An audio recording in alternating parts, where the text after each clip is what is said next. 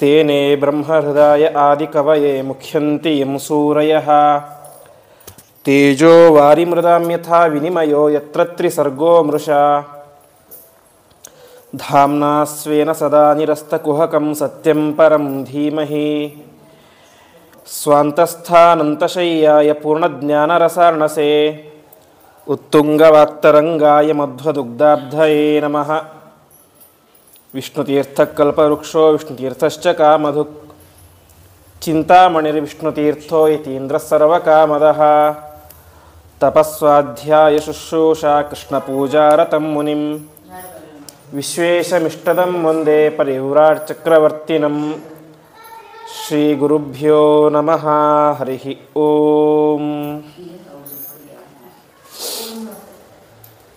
ಭಾಗವತ ಸಪ್ತಾಹದ ಮೊದಲನೇ ದಿನ ಕೇಳಿದಂತೆ ಪರೀಕ್ಷಿತ ರಾಜ ಆ ರೀತಿಯಾಗಿ ಯಾಕೆ ಮಾಡಿದ ಅಂತ, ಅಂದರೆ ಆ ಶಮೀಕ ಋಷಿಗಳ ಕೊರಳಿಗೆ ಹಾವನ್ನು ಹಾಕಿದ, ಅದಕ್ಕೋಸ್ಕರ ಅವನಿಗೆ ಮಗನಾದಂತಹ ಶೃಂಗಿ ಶಾಪ ಕೊಟ್ಟ. ಒಂದು ವಾರದ ಒಳಗಡೆ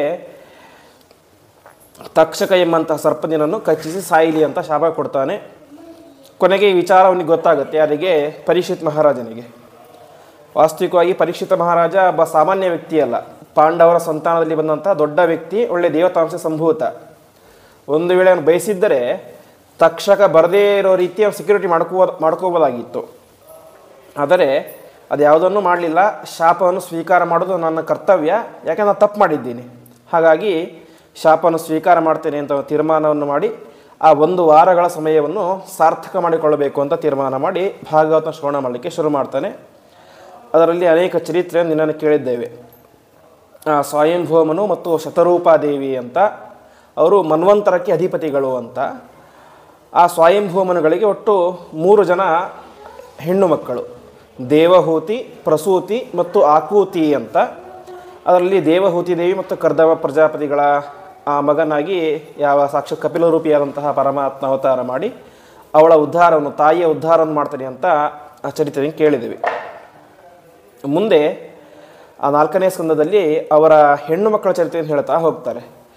ಒಬ್ಬ ಗಂಡು ಮಗ, 9 ಜನ ಹೆಣ್ಣು ಮಕ್ಕಳು. ಯಾರಿಗೆ? ದೇವಹೂತಿ ದೇವಿ ಮತ್ತು ಕರ್ದಮ ಪ್ರಜಾಪತಿಗಳಿಗೆ. ಅವರಲ್ಲಿ ಒಬ್ಬಳು ಅನಸೂಯ ಅಂತ ಅವಳ ಹೆಸರು. ಅನಸೂಯ ಅಂತ ಹೇಳಿದ್ರೆ, ಅಸೂಯ ಅಂತ ಹೇಳಿದ್ರೆ ಜಲಸ್, ಇನ್ನೊಬ್ಬರನ್ನು ಕಂಡ್ರೆ ಅಸೂಯೆ ಪಡೋದು ಅಂತ ಹೇಳ್ತೀವಿ.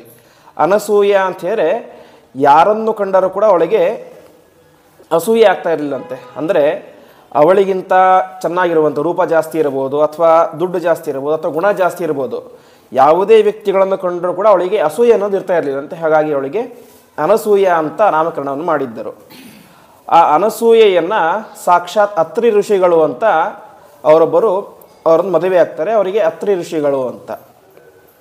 ಅವರಿಗೆ ಅತ್ರಿ ಅಂತ ಹೆಸರು ಯಾಕೆ ಬಂತು ಅಂತ ಹೇಳ್ತಾರೆ. ತ್ರಿ ಅಂತ ಹೇಳಿದ್ರೆ ಸಂಸ್ಕೃತದಲ್ಲಿ 3 ಅಂತಲೇ ಅರ್ಥ. ಮುಂದೆ ಅದೇ ಇಂಗ್ಲೀಷ್ನಲ್ಲಿ 3 ಅಂತ ಆಗುತ್ತೆ. ಅವರಲ್ಲಿ 3 ಇರಲಿಲ್ಲ ಅಂತ. ಯಾವುದು? ಕಾಮ, ಕ್ರೋಧ, ಲೋಭ ಅನ್ನುವಂತಹ 3 ತ್ರಿ ಅನ್ನೋದು ಅವರಲ್ಲಿ ಇರಲಿಲ್ಲ. ಹಾಗಾಗಿ ಅವರಿಗೆ ಅತ್ರಿ ಅಂತ ಹೆಸರು ಆಯಿತು ಅಂತ ಹೇಳ್ತಾರೆ. ಹೀಗೆ ಇವರು ಅತ್ರಿಗಳು, ಅವರು ಅನಸೂಯ. ಅವರಲ್ಲಿ ಅಸೂಯೆ ಎಂಬುದು ಇರಲಿಲ್ಲ. ಗಂಡನಲ್ಲಿ ಕಾಮ, ಕ್ರೋಧ, ಲೋಭ ಯಾವುದು ಕೂಡ ಇರಲಿಲ್ಲ. ಹಾಗೆ ಪರಿಶುದ್ಧರಾದಂತಹ ಇಬ್ಬರು ದಂಪತಿಗಳು. ಅವರು ಒಂದು ದಿನ ತಪಸ್ ಮಾಡಲಿಕ್ಕೆ ಅಂತ ಶುರು ಮಾಡ್ತಾರೆ. ಅತ್ರಿ ಋಷಿಗಳು ದೀರ್ಘವಾದಂಥ ತಪಸ್ಸನ್ನು ಶುರು ಮಾಡ್ತಾರೆ.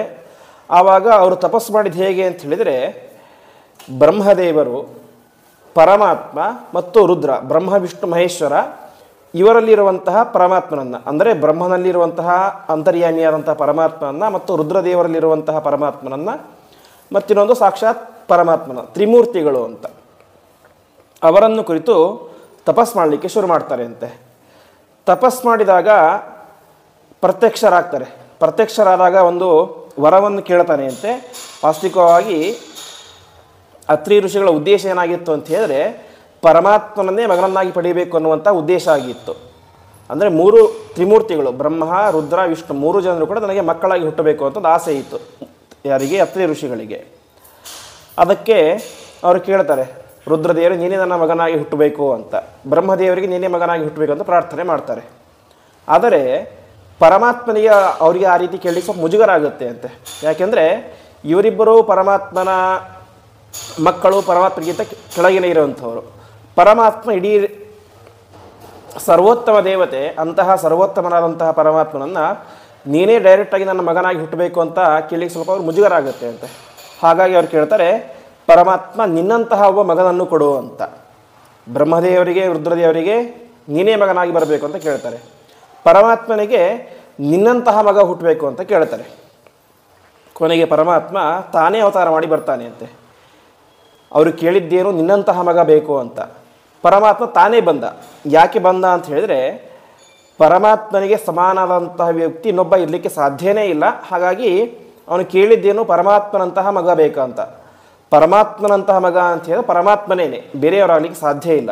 ಹಾಗಾಗಿ ಪರಮಾತ್ಮನೇನೆ ಮಗನಾಗಿ ಬರ್ತಾನೆ ಎಂಬುದಾಗಿ ಹೇಳ್ತಾರೆ. ಅದು ಯಾರು ಅಂತ ಹೇಳಿದ್ರೆ, ಮೊದಲನೇದಾಗಿ ಬ್ರಹ್ಮದೇವರಿಗೆ ಒಂದು ವಿಶೇಷ ನಿಯಮ ಅಂತ ಹೇಳಿದ್ರೆ ಭೂಮಿಯಲ್ಲಿ ಅವರು ಅವತಾರ ಮಾಡಲಿಕ್ಕೆ ಇಲ್ಲ ಅಂತ. ಹಾಗಾಗಿ ಇವನೇ ಕೇಳಿದ್ದಾನೆ ಬ್ರಹ್ಮದೇವರ ಮಗನಾಗಿ ಹುಟ್ಟಬೇಕು ಅಂತ ಕೇಳಿದ್ದಾನೆ. ಹಾಗಾಗಿ ಏನು ಮಾಡುತ್ತೆ, ಚಂದ್ರ ಇರ್ತಾನಲ್ಲ, ಆ ಚಂದ್ರ ಅವನ ಅವತಾರ ಮಾಡ್ತಾನೆ. ಆ ಚಂದ್ರನಲ್ಲಿ ಬ್ರಹ್ಮದೇವರ ವಿಶೇಷವಾದ ಅಂಶ ಇರುತ್ತೆ ಅಂತೆ. ಹೀಗೆ ಅವನ ಅವತಾರ ಮಾಡ್ತಾರೆ ಬ್ರಹ್ಮದೇವರ. ಇದರಿಂದಾಗಿ ಚಂದ್ರ ಹುಡ್ತಾನೆ. ಎರಡನೇದ್ದು ರುದ್ರದೇವರು. ರುದ್ರದೇವರು ತಾವು ದೂರ್ವಾಸ ಎಂಬಂತಹ ಋಷಿಗಳಾಗಿ ಅವತಾರ ಮಾಡ್ತಾರೆ, ಅತ್ರಿ ಋಷಿಗಳಲ್ಲಿ. ಕೊನೆಗೆ ಪರಮಾತ್ಮ ಅವನು ದತ್ತ ಎನ್ನುವಂಥ ಹೆಸರಿಂದಾಗಿ ಅವತಾರ ಮಾಡ್ತಾನೆ. ಅವನೇ ದತ್ತಾತ್ರೇಯ ಅಂತ ಪ್ರಖ್ಯಾತನಾಗಿದ್ದಾನೆ. ಹೀಗೆ ತ್ರಿಮೂರ್ತಿಗಳು ಕೂಡ ಅವನಲ್ಲಿ ಚಂದ್ರ ಮತ್ತು ದೂರ್ವಾಸ ಮತ್ತು ದತ್ತಾತ್ರೇಯರಾಗಿ 3 ಜನರು ಕೂಡ ಅವತಾರ ಮಾಡ್ತಾರೆ. ಹೀಗೆ ಅತ್ರಿ ಮತ್ತು ಅನಸೂಯ ದಂಪತಿಗಳು ಸಾಕ್ಷಾತ್ ತ್ರಿಮೂರ್ತಿಗಳನ್ನೇ ಮಕ್ಕಳನ್ನಾಗಿ ಪಡೆದರು ಎನ್ನುವಂತಹ ಕತೆ ತಿಳಿಸುತ್ತೆ. ಇದರಲ್ಲಿ ವೇದವ್ಯಾಸ ದೇವರೊಂದು ಮಾತನ್ನು ಹೇಳ್ತಾರೆ ಕೊನೆಗೆ, ಇವರಲ್ಲಿ ಪರಮಾತ್ಮ ಯಾಕೆ ಅವತಾರ ಮಾಡಿದ ಅಂತ. ಪರಮಾತ್ಮ ಅವತಾರ ಮಾಡಲಿಕ್ಕೆ ಪ್ರಧಾನವಾದಂತಹ ಕಾರಣ ಅವರು ಅತ್ಯಂತ ಪರಿಶುದ್ಧರಾಗಿ ಇದ್ದರು ಅಂತ. ಯಾಕೆ ಅಂತ ಹೇಳಿದರೆ, ಹೆಸರೇ ಹೇಳುವಂತೆ ಅತ್ರಿ, ಕಾಮಕ್ರೋಧ ಲೋಭಗಳು ಇರಲಿಲ್ಲ. ಹೆಂಡತಿಯಲ್ಲಿ ಏನಿರಲಿಲ್ಲ, ಅಸೂಯೆ ಎಂಬುದು ಇರಲಿಲ್ಲ, ಜಲಸ್ ಎಂಬುದು ಇರಲಿಲ್ಲ. ಹೀಗೆ ಅಂತಃಕರಣ ಎಂಬುದು ಅತ್ಯಂತ ಪರಿಶುದ್ಧವಾಗಿತ್ತು ಅವರಿಗೆ. ಹಾಗಾಗಿ ಅವರಲ್ಲಿ ಪರಮಾತ್ಮ ಅವತಾರ ಮಾಡಿದೆ ಎಂಬುದಾಗಿ ತಿಳಿಸ್ತಾರೆ. ಹಾಗಾಗಿ ನಮ್ಮ ಹೃದಯದಲ್ಲಿಯೂ ಕೂಡ ಪರಮಾತ್ಮನ ಸನ್ನಿಧಾನ ಅದು ಬರಬೇಕು ಅಂತ ಹೇಳಿದ್ರೆ, ಮೊದಲನೇದಾಗಿ ಒಳಗಡೆ ಇರುವಂತಹ ಈ ಕಾಮಕ್ರೋಧ ಲೋಭ ಇವುಗಳನ್ನು ಬಿಟ್ಟಾಗ ಆ ಪರಮಾತ್ಮನ ಸನ್ನಿಧಾನ ಬರುತ್ತೆ ಅಂತ ವೇದವ್ಯಾಸ ದೇವರು ತಿಳಿಸ್ತಾ ಇದ್ದಾರೆ. ಹೀಗೆ ಇಷ್ಟೆಲ್ಲ ಆಯಿತು. ಹೀಗೆ ಮೊದಲನೇ ಮಗಳ ಕಥೆಯನ್ನು ಹೇಳಿದರು, ದೇವಹೂತಿಯ ಕಥೆಯನ್ನು ಹೇಳಿದರು. ಕೊನೆಯ ಮಗಳು ಪ್ರಸೂತಿ ಅಂತ. ದೇವಹೂತಿ, ಆಕೂತಿ, ಪ್ರಸೂತಿ ಅಂತ. ಕೊನೆಯ ಮಗಳು ಪ್ರಸೂತಿ ಅಂತ. ಆ ಪ್ರಸೂತಿಯನ್ನು ಯಾರಿಗೆ ಕೊಡ್ತಾನೆ ಅಂತ ಹೇಳಿದ್ರೆ ದಕ್ಷ ಪ್ರಜಾಪತಿ ಅಂತ. ಅಂದರೆ ಈ ಮನ್ವಂತರಕ್ಕೆ ಅಧಿಪತಿ, ಪ್ರಜಾಪತಿ ಇವೆಲ್ಲವೂ ಕೂಡ ಒಂದು ರೀತಿಯಲ್ಲಿ ಒಂದು ಇಡೀ ಮಾನವರಿಗೇನೆ ದೊಡ್ಡ ನಾಯಕನ ಸ್ಥಾನ. ಹೀಗೆ ಪ್ರಧಾನಮಂತ್ರಿ ಅಂತ ಹೇಳ್ತೇವಲ್ಲ, ಆ ರೀತಿಯಾದಂತಹ ಸ್ಥಾನ ಈ ಪ್ರಜಾಪತಿ ಸ್ಥಾನ ಅಥವಾ ಮನ್ವಂತರಕ್ಕೆ ಅಧಿಪತಿ ಸ್ಥಾನ, ಇವೆಲ್ಲವೂ ಕೂಡ ಒಂದೊಂದು ಸ್ಥಾನಗಳು. ಅದಕ್ಕೆ ಒಬ್ಬೊಬ್ಬರು ಬರ್ತಾ ಇರ್ತಾರೆ. ಅವ್ರ ಟರ್ಮ್ ಮುಗಿದ ಮೇಲೆ ಇನ್ನೊಬ್ಬರು ಬರ್ತಾ ಇರ್ತಾರೆ. ಆ ರೀತಿಯಾಗಿ ದಕ್ಷ ಪ್ರಜಾಪತಿ ಅಂತ ಅವನೊಬ್ಬ ಪ್ರಜಾಪತಿ, ಅಂದರೆ ಎಲ್ಲ ಪ್ರಜೆಗಳಿಗೆ ಒಡೆಯನಾದಂತಹ ವ್ಯಕ್ತಿ. ಅವನು ಮತ್ತು ಯಾರು ಪ್ರಸೂತಿ ಇಬ್ಬರು ಕೂಡ ಮದುವೆ ಆಗ್ತಾರೆ. ಸ್ವಯಂಭೂ ಮನುವಿನ ಕೊನೆಯ ಮಗಳು ಪ್ರಸೂತಿ ಮತ್ತು ದಕ್ಷ ಪ್ರಜಾಪತಿ ಮದುವೆ ಆಗುತ್ತೆ. ಅವನಿಗೆ 16 ಜನ ಹೆಣ್ಣು ಮಕ್ಕಳು ಹುಡ್ತಾರೆ ಅಂತೆ. ಆ 16 ಜನ ಹೆಣ್ಣು ಮಕ್ಕಳನ್ನು ಮೊದಲನೇ 13 ಜನರನ್ನು ಯಾವ ಯಮಧರ್ಮರಾಜನಿಗೆ ಕೊಟ್ಟು ಮದುವೆ ಮಾಡ್ತಾರೆ. ಕೊನೆಯ ಇಬ್ಬರನ್ನು ಒಂದು ಅಗ್ನಿದೇವರಿಗೆ, ಇನ್ನೊಂದು ಪಿತೃದೇವತೆಗಳಿಗೆ ಅಂತ. ಅವ್ರ ಹೆಸರು ಏನಂತ ಹೇಳಿದ್ರೆ, ಅಗ್ನಿದೇವರಿಗೆ ಕೊಟ್ಟಂತಹ ಹೆಂಡತಿಯ ಹೆಸರು, ಮಗಳ ಹೆಸರು ಸ್ವಾಹ ಅಂತ. ಪಿತೃದೇವತೆಗಳಿಗೆ ಕೊಟ್ಟಂತಹ ಹೆಸರು ಸ್ವಧಾ ಅಂತ. ಹಾಗಾಗಿ ನಾವು ಇವತ್ತು ಅಗ್ನಿಯಲ್ಲಿ ಹೋಮವನ್ನು ಮಾಡೋಕ್ರಿ ಅಂತ ಹೇಳ್ತೇವೆ, ಸ್ವಾಹ ಅಂತ ಹಾಕ್ತೇವೆ. ಸ್ವಾಹ ಅನ್ನೋದು ಯಾಕೆ ಅಂತ ಹೇಳಿದ್ರೆ ಅದು ಅಗ್ನಿದೇವರ ಹೆಂಡತಿಯ ಹೆಸರು. ಹಾಗಾಗಿ ಅವರಿಬ್ಬರು ಕೂಡ ಅದನ್ನು ತೆಗೆದುಕೊಂಡು ಸ್ವೀಕಾರ ಮಾಡ್ತಾರೆ ಅಂತ ಸ್ವಾಹ ಅಂತ ಹಾಕ್ತೇವೆ. ಅದೇ ಶ್ರಾದ್ದವನ್ನು ಮಾಡ್ತಾ ಇರ್ತೇವೆ. ಶ್ರಾದ್ದವನ್ನು ಮಾಡೋಕ್ಕಾದ್ರೆ ಸ್ವಾಹ ಅಂತ ಹೇಳೋದಿಲ್ಲ, ಸ್ವಧಾ ಅಂತ ಹೇಳ್ತೇವೆ. ಯಾಕೆ ಅಂತ ಹೇಳಿದ್ರೆ ಪಿತೃದೇವತೆಗಳ ಹೆಂಡತಿ ಅದು ಸ್ವಧಾ ಅಂತ. ಹಾಗಾಗಿ ನಾವು ಅಗ್ನಿಯಲ್ಲಿ ಹಾಕಬೇಕಾದ್ರೆ ಸ್ವಾಹ ಅಂತ, ಶ್ರಾದ್ದವನ್ನು ಮಾಡಬೇಕಾದ್ರೆ ಸ್ವಧಾ ಅಂತ ಹೇಳ್ತೇವೆ. ಇಷ್ಟ ಆಯಿತು. ಕೊನೆಯ ಮಗಳು, ಅವಳ ಹೆಸರು ಸತಿ ಅಂತ. ಆ ಸತೀದೇವಿಯನ್ನು ಸಾಕ್ಷಾತ್ ಮಹಾರುದ್ರ ದೇವರಿಗೆ ಕೊಟ್ಟು ಮದುವೆ ಮಾಡ್ತಾರಂತೆ ಯಾರು, ದಕ್ಷ ಪ್ರಜಾಪತಿ. ವಾಸ್ತವಿಕವಾಗಿ ಹೇಳುವಂತೆ ಅವರಿಗೆ ಮದುವೆ ಮಾಡಿಕೊಳ್ಳಿಕ್ಕೆ ಇಷ್ಟ ಇರಲಿಲ್ಲ ವಾಸ್ತವಿಕವಾಗಿ.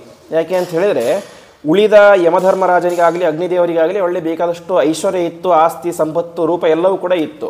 ಆದರೆ ಮಹಾರುದ್ರ ದೇವರು ವಾಸವಾಗ್ತಿರೋದೆಲ್ಲಿ ಅಂತ ಹೇಳಿದ್ರೆ ಸ್ಮಶಾನದಲ್ಲಿ. ಮೈ ಮೇಲೆ ಬಟ್ಟೆ ಇಲ್ಲ, ಏನಿದೆ ಗಜ ಚರ್ಮ, ಅಂದರೆ ಆನೆಯ ಚರ್ಮವನ್ನು ಹಾಕ್ಕೊಂಡಿದ್ದಾರೆ. ಇನ್ನು ಅವರು ಯಾರಿಗೆ ರಾಜ? ಭೂತಗಳಿಗೆ ರಾಜ. ಪರಮಾತ್ಮ ಪ್ರಾರಂಭದಲ್ಲಿ ಸೃಷ್ಟಿಯನ್ನು ಮಾಡಬೇಕಾದ್ರೆ ಅನೇಕ ಸೃಷ್ಟಿಯನ್ನು ಮಾಡಿ ಕೊನೆಗೆ ಭೂತಗಳನ್ನು ಕೂಡ ಸೃಷ್ಟಿ ಮಾಡ್ತಾನೆ ಅಂತೆ. ಆದರೆ ಆ ಭೂತಗಳೆಲ್ಲವೂ ಕೂಡ ಏನು ಮಾಡ್ತಾರೆ? ಎಲ್ಲ ಕಡೆ ಸಂಚಾರ ಮಾಡಿ ಜನರಿಗೆ ತೊಂದರೆ ಕೊಡಲಿಕ್ಕೆ ಶುರು ಮಾಡ್ತಾರೆ. ಆವಾಗ ಪರಮಾತ್ಮ ರುದ್ರದೇವರನ್ನು ಕರೆದು, ನೀನು ಇನ್ನು ಮುಂದೆ ಭೂತಗಳಿಗೆ ಒಡೆಯನಾಗಿರಬೇಕು, ಅವರನ್ನು ನಿಯಂತ್ರಣ ಮಾಡಬೇಕು, ಕಂಟ್ರೋಲ್ ಮಾಡಬೇಕು ಅಂತ ಹೇಳ್ತಾರೆ. ಆ ರೀತಿಯಾಗಿ ಮಹಾರುದ್ರದೇವರು ಸರಿಯಾದಂತಹ ಬಟ್ಟೆ ಇಲ್ಲ, ಮೈ ತುಂಬ ಬೂದಿಯನ್ನು ಬಳಿದುಕೊಂಡಿದ್ದಾರೆ. ಇನ್ನು ಅವರು ಯಾರಿಗೆ ರಾಜ? ಭೂತಗಳಿಗೆ ರಾಜ.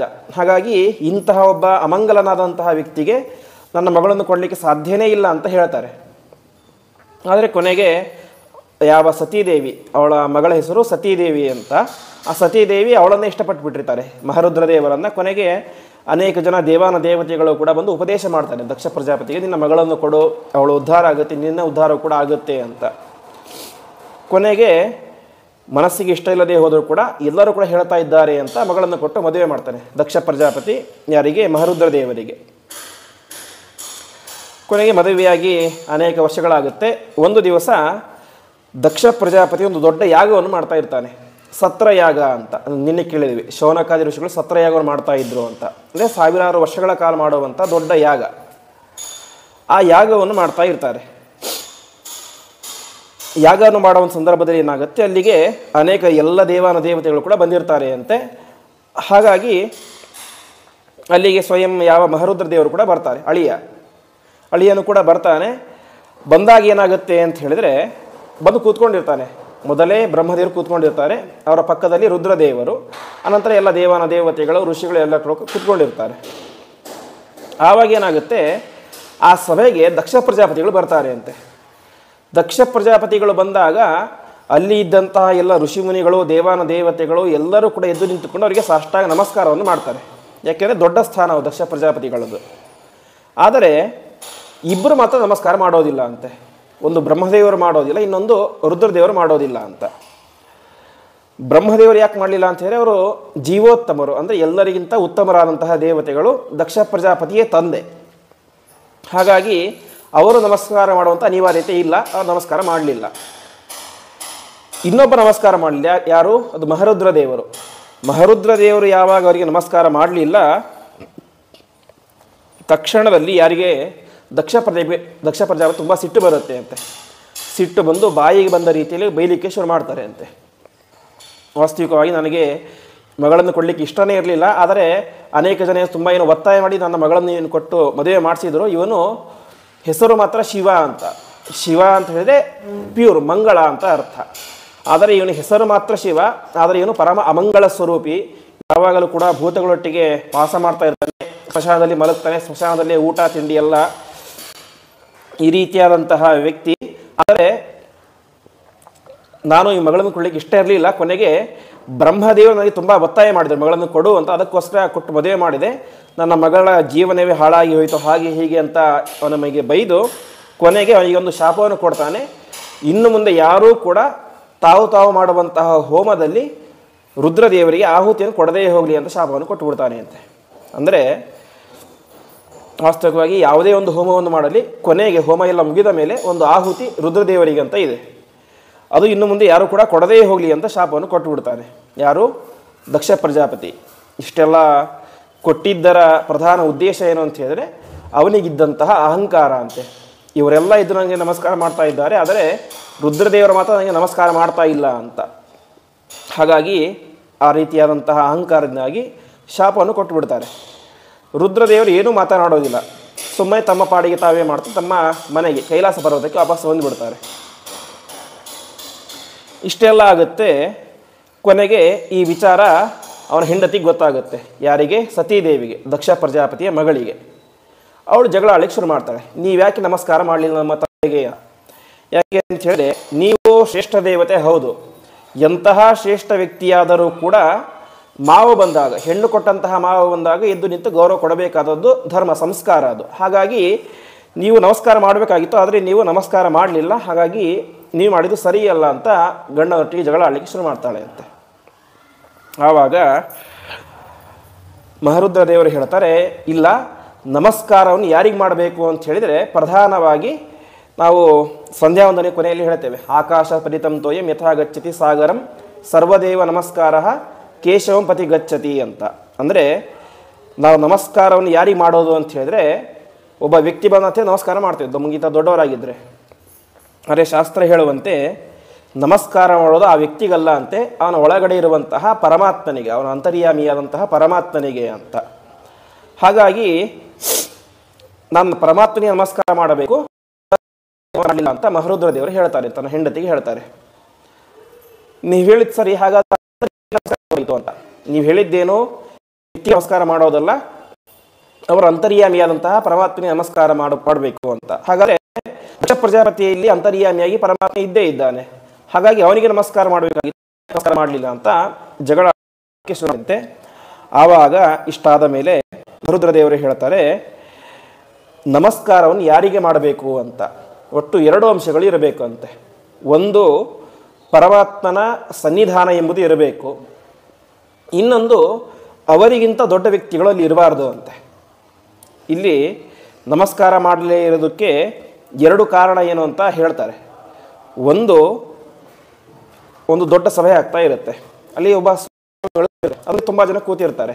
ಆ ಸಂದರ್ಭದಲ್ಲಿ ಸ್ವಾಮಿಗಳಿಗೆ ಮಾತ್ರ ನಮಸ್ಕಾರ ಮಾಡಿದರೆ ಸಾಕಂತೆ. ಯಾಕೆ ಅಂತ ಹೇಳಿದ್ರೆ ಪ್ರತಿಯೊಬ್ಬರಲ್ಲೂ ಪರಮಾತ್ಮನ ಸನ್ನಿಧಾನ ಇದ್ದೇ ಇರುತ್ತೆ, ಆದರೆ ಪರಮಾತ್ಮನ ವಿಶೇಷವಾದಂತಹ ಸನ್ನಿಧಾನ ಯಾರ ಹತ್ರ ಇರುತ್ತೆ, ಸನ್ಯಾಸಿಗಳಲ್ಲಿ ಇರುತ್ತೆ. ಹಾಗಾಗಿ ಅಲ್ಲಿ ಸನ್ಯಾಸಿಗಳಿಗೆ ಮಾತ್ರ ನಮಸ್ಕಾರ ಮಾಡಿದರೆ ಸಾಕು, ಉಳಿದವರಿಗೆ ನಮಸ್ಕಾರ ಮಾಡುವಂಥ ಅನಿವಾರ್ಯತೆ ಇಲ್ಲ. ಇಂಥ ದೊಡ್ಡ ವಿದ್ವಾಂಸರು ಬಂದರೂ ಕೂಡ ಯಾರೇ ಬರಲಿ ನಮಸ್ಕಾರ ಮಾಡುವಂಥ ಅನಿವಾರ್ಯತೆ ಇಲ್ಲ. ದೊಡ್ಡವರು ಯಾರಿರ್ತಾರೆ ಅವರಿಗೆ ನಮಸ್ಕಾರ ಮಾಡಿದರೆ ಸಾಕು. ಈ ಸಭೆಯಲ್ಲಿ ಅದೇ ಆಗಿತ್ತು ಅಂತ ರುದ್ರದೇವರು ಹೇಳ್ತಾರೆ. ಯಾಕೆಂದರೆ ನನ್ನ ಪಕ್ಕದಲ್ಲಿ ಸಾಕ್ಷಾತ್ ಚತುರ್ಮುಖ ಬ್ರಹ್ಮದೇವರು ಕೂತ್ಕೊಂಡಿದ್ರು. ಚತುರ್ಮುಖ ಬ್ರಹ್ಮದೇವರು ಅಂತ ಹೇಳಿದ್ರೆ ಪರಮಾತ್ಮನ ಮಗ, ಜೀವೋತ್ತಮರು, ಅಂದರೆ ಎಲ್ಲ ಜೀವರಿಗಿಂತಲೂ ಕೂಡ ಉತ್ತಮರಾದಂತಹ ದೇವತೆ. ಹಾಗಾಗಿ ನಾನೇನು ಮಾಡಿದೆ, ಬ್ರಹ್ಮದೇವರಿಗೆ ಸಾಷ್ಟಾಂಗ ನಮಸ್ಕಾರ ಮಾಡಿ ಕೂತ್ಕೊಂಡೆ, ಉಳಿದವರಿಗೆ ನಮಸ್ಕಾರ ಮಾಡುವಂಥ ಅನಿವಾರ್ಯತೆ ಇಲ್ಲ, ಯಾಕೆಂದರೆ ಅವರೇ ಶ್ರೇಷ್ಠರು ಅಂತ. ಇದು ಒಂದು ಕಾರಣ ನಮಸ್ಕಾರ ಮಾಡದೇ ಇರೋದಕ್ಕೆ. ಇನ್ನೊಂದು ಕಾರಣ, ನಾವು ಯಾರಿಗೆ ನಮಸ್ಕಾರ ಮಾಡಬೇಕು, ಅವರ ಒಳಗಡೆ ಇರುವಂತಹ ಅಂತರ್ಯಾಮಿಯಾದಂಥ ಪರಮಾತ್ಮರಿಗೆ ನಮಸ್ಕಾರ ಮಾಡಬೇಕು ಅಂತ. ಅದಕ್ಕೆ ಅವನು ಹೇಳ್ತಾನೆ, ವಾಸ್ತವಿಕವಾಗಿ ದಕ್ಷ ಪ್ರಜಾಪತಿಯಲ್ಲಿ ಪರಮಾತ್ಮನ ಸನ್ನಿಧಾನವೇ ಇರಲಿಲ್ಲ ಅಂತ. ಯಾಕೆ ಇರಲಿಲ್ಲ ಅಂತ ಹೇಳಿದ್ರೆ, ಪರಮಾತ್ಮ ಎಲ್ಲಿ ಇರ್ತಾನೆ, ಈ ಕಾಮ ಕ್ರೋಧ ಲೋಭ ಇವೆಲ್ಲ ಎಲ್ಲಿ ಇರೋದಿಲ್ವೋ ಅಲ್ಲಿ ಪರಮಾತ್ಮ ಸನ್ನಿಧಾನ ಇರುತ್ತೆ. ಆದರೆ ದಕ್ಷ ಪ್ರಜಾಪತಿಯ ಹೃದಯದಲ್ಲಿ ಪರಿಪೂರ್ಣವಾಗಿ ತುಂಬಿತ್ತು, ಅಹಂಕಾರ ತುಂಬಿತ್ತು ಅಂತ. ನಾನು ಒಬ್ಬ ಪ್ರಜಾಪತಿ, ಎಲ್ಲರಿಗಿಂತ ಹಿರಿಯ, ನನಗೆಲ್ಲರೂ ಕೂಡ ಗೌರವ ಕೊಡಬೇಕು, ಹಾಗೆ ಹೀಗೆ ಅಂತ ಏನಾಗಿತ್ತು, ಅಹಂಕಾರ ತುಂಬಿತ್ತು. ಹಾಗಾಗಿ ನಾನು ಏನು ಮಾಡಲಿಲ್ಲ, ಅವನಿಗೆ ನಮಸ್ಕಾರ ಮಾಡಲಿಲ್ಲ ಅಂತ ಎಷ್ಟು ಸಮಾಧಾನ ಪಡಿಸ್ತಾರೆ ಹೆಂಡತಿಯನ್ನು. ಕೊನೆಗೆ ಇಷ್ಟಕ್ಕೆ ಮುಗೀತು, ಏನೋ ಇರ್ಬೋದು ಅಂತ ಬಿಟ್ಬಿಡ್ತಾರೆ ಸತ್ಯದೇವಿ. ಸ್ವಲ್ಪ ದಿವಸ ಆಯಿತು, ಕೊನೆಗೆ ದಕ್ಷ ಪ್ರಜಾಪತಿ ಇನ್ನೊಂದು ಯಾಗವನ್ನು ಮಾಡಲಿಕ್ಕೆ ಶುರು ಮಾಡ್ತಾನೆ ಅಂತೆ. ಅದರ ಪ್ರಧಾನ ಉದ್ದೇಶ ಏನು ಅಂತ ಹೇಳಿದರೆ, ರುದ್ರದೇವರಿಗೆ ಅವಮಾನ ಮಾಡಬೇಕು ಅಂತ ಆ ಯಾಗದ ಉದ್ದೇಶ. ಯಾಕೆ, ತಾನೇ ಮಾಡಿದ ಒಂದು ಶಾಪವನ್ನು ಕೊಟ್ಟಿದ್ದ ರುದ್ರದೇವರಿಗೆ, ಇನ್ನು ಯಾವತ್ತೂ ಕೂಡ ರುದ್ರದೇವರಿಗೆ ಆಹುತಿಯನ್ನು ಹಾಕಬಾರ್ದು ಅಂತ. ಅದನ್ನು ಯಾರು ಕೂಡ ಇನ್ನೂ ಅಪ್ಲೈ ಮಾಡ್ಕೊಂಡಿರಲಿಲ್ಲ, ಯಾಕೆಂದರೆ ರುದ್ರದೇವರ ಮೇಲೆ ಹೆದರಿಕೆಯಿಂದ. ಕೊನೆಗೆ ಮಾಡ್ತಾನೆ, ಯಾರೂ ಮಾಡೋದು ಬೇಕಾಗಿಲ್ಲ, ನಾನೇ ಯಾಗ ಮಾಡ್ತಾನೆ. ಯಾಗದ ಉದ್ದೇಶ ಏನು, ರುದ್ರದೇವರಿಗೆ ಆಹುತಿಯನ್ನು ಕೊಡದೇನೆ ಅವರಿಗೆ ಅವಮಾನ ಮಾಡಬೇಕು ಅಂತ. ಸೈದೇವರನ್ನು ಕುರಿತು ಒಂದು ಹೋಮ ಶುರು ಮಾಡ್ತಾನೆ, ಅವಮಾನ ಮಾಡಬೇಕು ಅಂತ. ಆ ಹೋಮಕ್ಕೆ ಎಲ್ಲರಿಗೂ ಕೂಡ ಆಹ್ವಾನ ಇನ್ವಿಟೇಷನ್ ಕೊಡ್ತಾರೆ ಅಂತೆ. ಜಗತ್ತಿನಲ್ಲಿರುವಂಥ ಎಲ್ಲ ಋಷಿಮುನಿಗಳಿಗೆ, ದೊಡ್ಡ ದೊಡ್ಡ ಜ್ಞಾನಿಗಳಿಗೆ, ಎಲ್ಲ ದೇವಾನುದೇವತೆಗಳಿಗೆ, ಪ್ರತಿಯೊಬ್ಬರಿಗೂ ಕೂಡ ಆಹ್ವಾನ ಕೊಡ್ತಾನೆ. ಒಬ್ಬರಿಗೆ ಮಾತ್ರ ಆಹ್ವಾನ ಕೊಡೋದಿಲ್ಲ, ಯಾರಿಗೆ, ರುದ್ರದೇವರಿಗೆ. ಸ್ವತಃ ತನ್ನ ಅಳಿಯನಿಗೇನೆ ಆಹುತಿಯನ್ನು ಆಹ್ವಾನ ಕೊಡೋದಿಲ್ಲ. ಕೊನೆಗೆ ಯಾಗದ ದಿವಸ ಬರುತ್ತೆ. ಯಾಗದ ದಿವಸ ಅನೇಕ ಜನ, ಎಲ್ಲ ಋಷಿಮುನಿಗಳು, ದೇವಾನುದೇವತೆಗಳು ಪ್ರತಿಯೊಬ್ಬರು ಕೂಡ ಯಾಗಕ್ಕೆ ಅಂತ ಹೋಗ್ತಾ ಇರ್ತಾರೆ. ಆವಾಗ ಪ್ರತಿಯೊಬ್ಬರು ಕೂಡ ಕೈಲಾಸ ಪರ್ವತದಿಂದ ಮುಂದ್ಗಡೆಯಿಂದ ಹೋಗ್ತಾ ಇರ್ತಾರೆ. ಕೈಲಾಸ ಪರ್ವತ ಅಂತೇಳಿ ರುದ್ರದೇವರ ಮನೆ. ಅಲ್ಲಿ ಸತೀದೇವಿ ನೋಡ್ತಾಳೆ, ಎಲ್ಲರೂ ಕೂಡ ಹೋಗ್ತಾ ಇರ್ತಾರೆ. ಎಲ್ಲಿಗೆ ಹೋಗ್ತಾ ಇದ್ದೀರಾ ಅಂತ ಕೇಳ್ತಾರೆ. ಸತೀದೇವಿ ಕೇಳ್ತಾಳೆ. ಆವಾಗ ಎಲ್ಲರೂ ಕೂಡ ಹೇಳ್ತಾರೆ, ನಿಮ್ಗೆ ಗೊತ್ತಿಲ್ವಾ ಅಂತ. ಇಲ್ಲ ಅಂತ ಹೇಳ್ತಾಳೆ. ನಿಮ್ಮ ತಂದೆ ಮನೆಯಲ್ಲಿ ದೊಡ್ಡ ಹೋಮ ಆಗ್ತದೆ, ಅದಕ್ಕೆ ಹೋಗ್ತಾ ಇದ್ದೀವಿ ಅಂತ. ಆವಾಗ ಸತೀದೇವಿಗೆ ತುಂಬ ಬೇಜಾರಾಗುತ್ತೆ ಅಂತೆ. ಸ್ವತಃ ತನ್ನ ತಂದೆಯ ಮನೆಯಲ್ಲಿ ದೊಡ್ಡ ಹೋಮ ಆಗ್ತಾ ಇದೆ, ಆ ವಿಚಾರ ಯಾರಿಗೆ ಗೊತ್ತಿಲ್ಲ, ಸತೀದೇವಿಗೇ ಗೊತ್ತಿಲ್ಲ. ಹಾಗಾಗಿ ತುಂಬ ಬೇಸರಾಗಿ ತನ್ನ ಮನೆಗೆ ಬರ್ತಾಳೆ.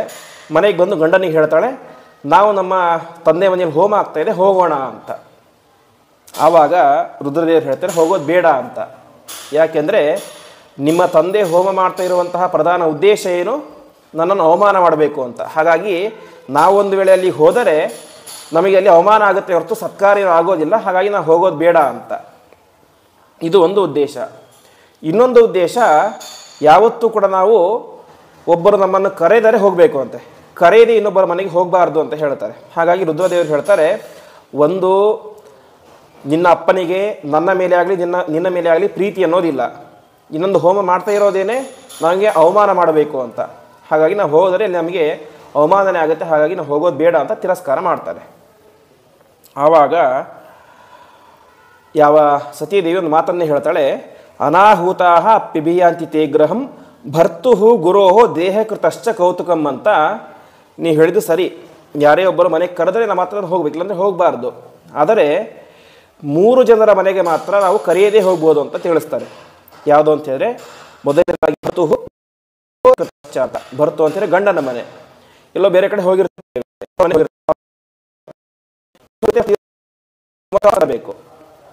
ಗಂಡನ ಮನೆ ಅಂದರೆ ತನ್ನ ಮನೆಯೇನೆ.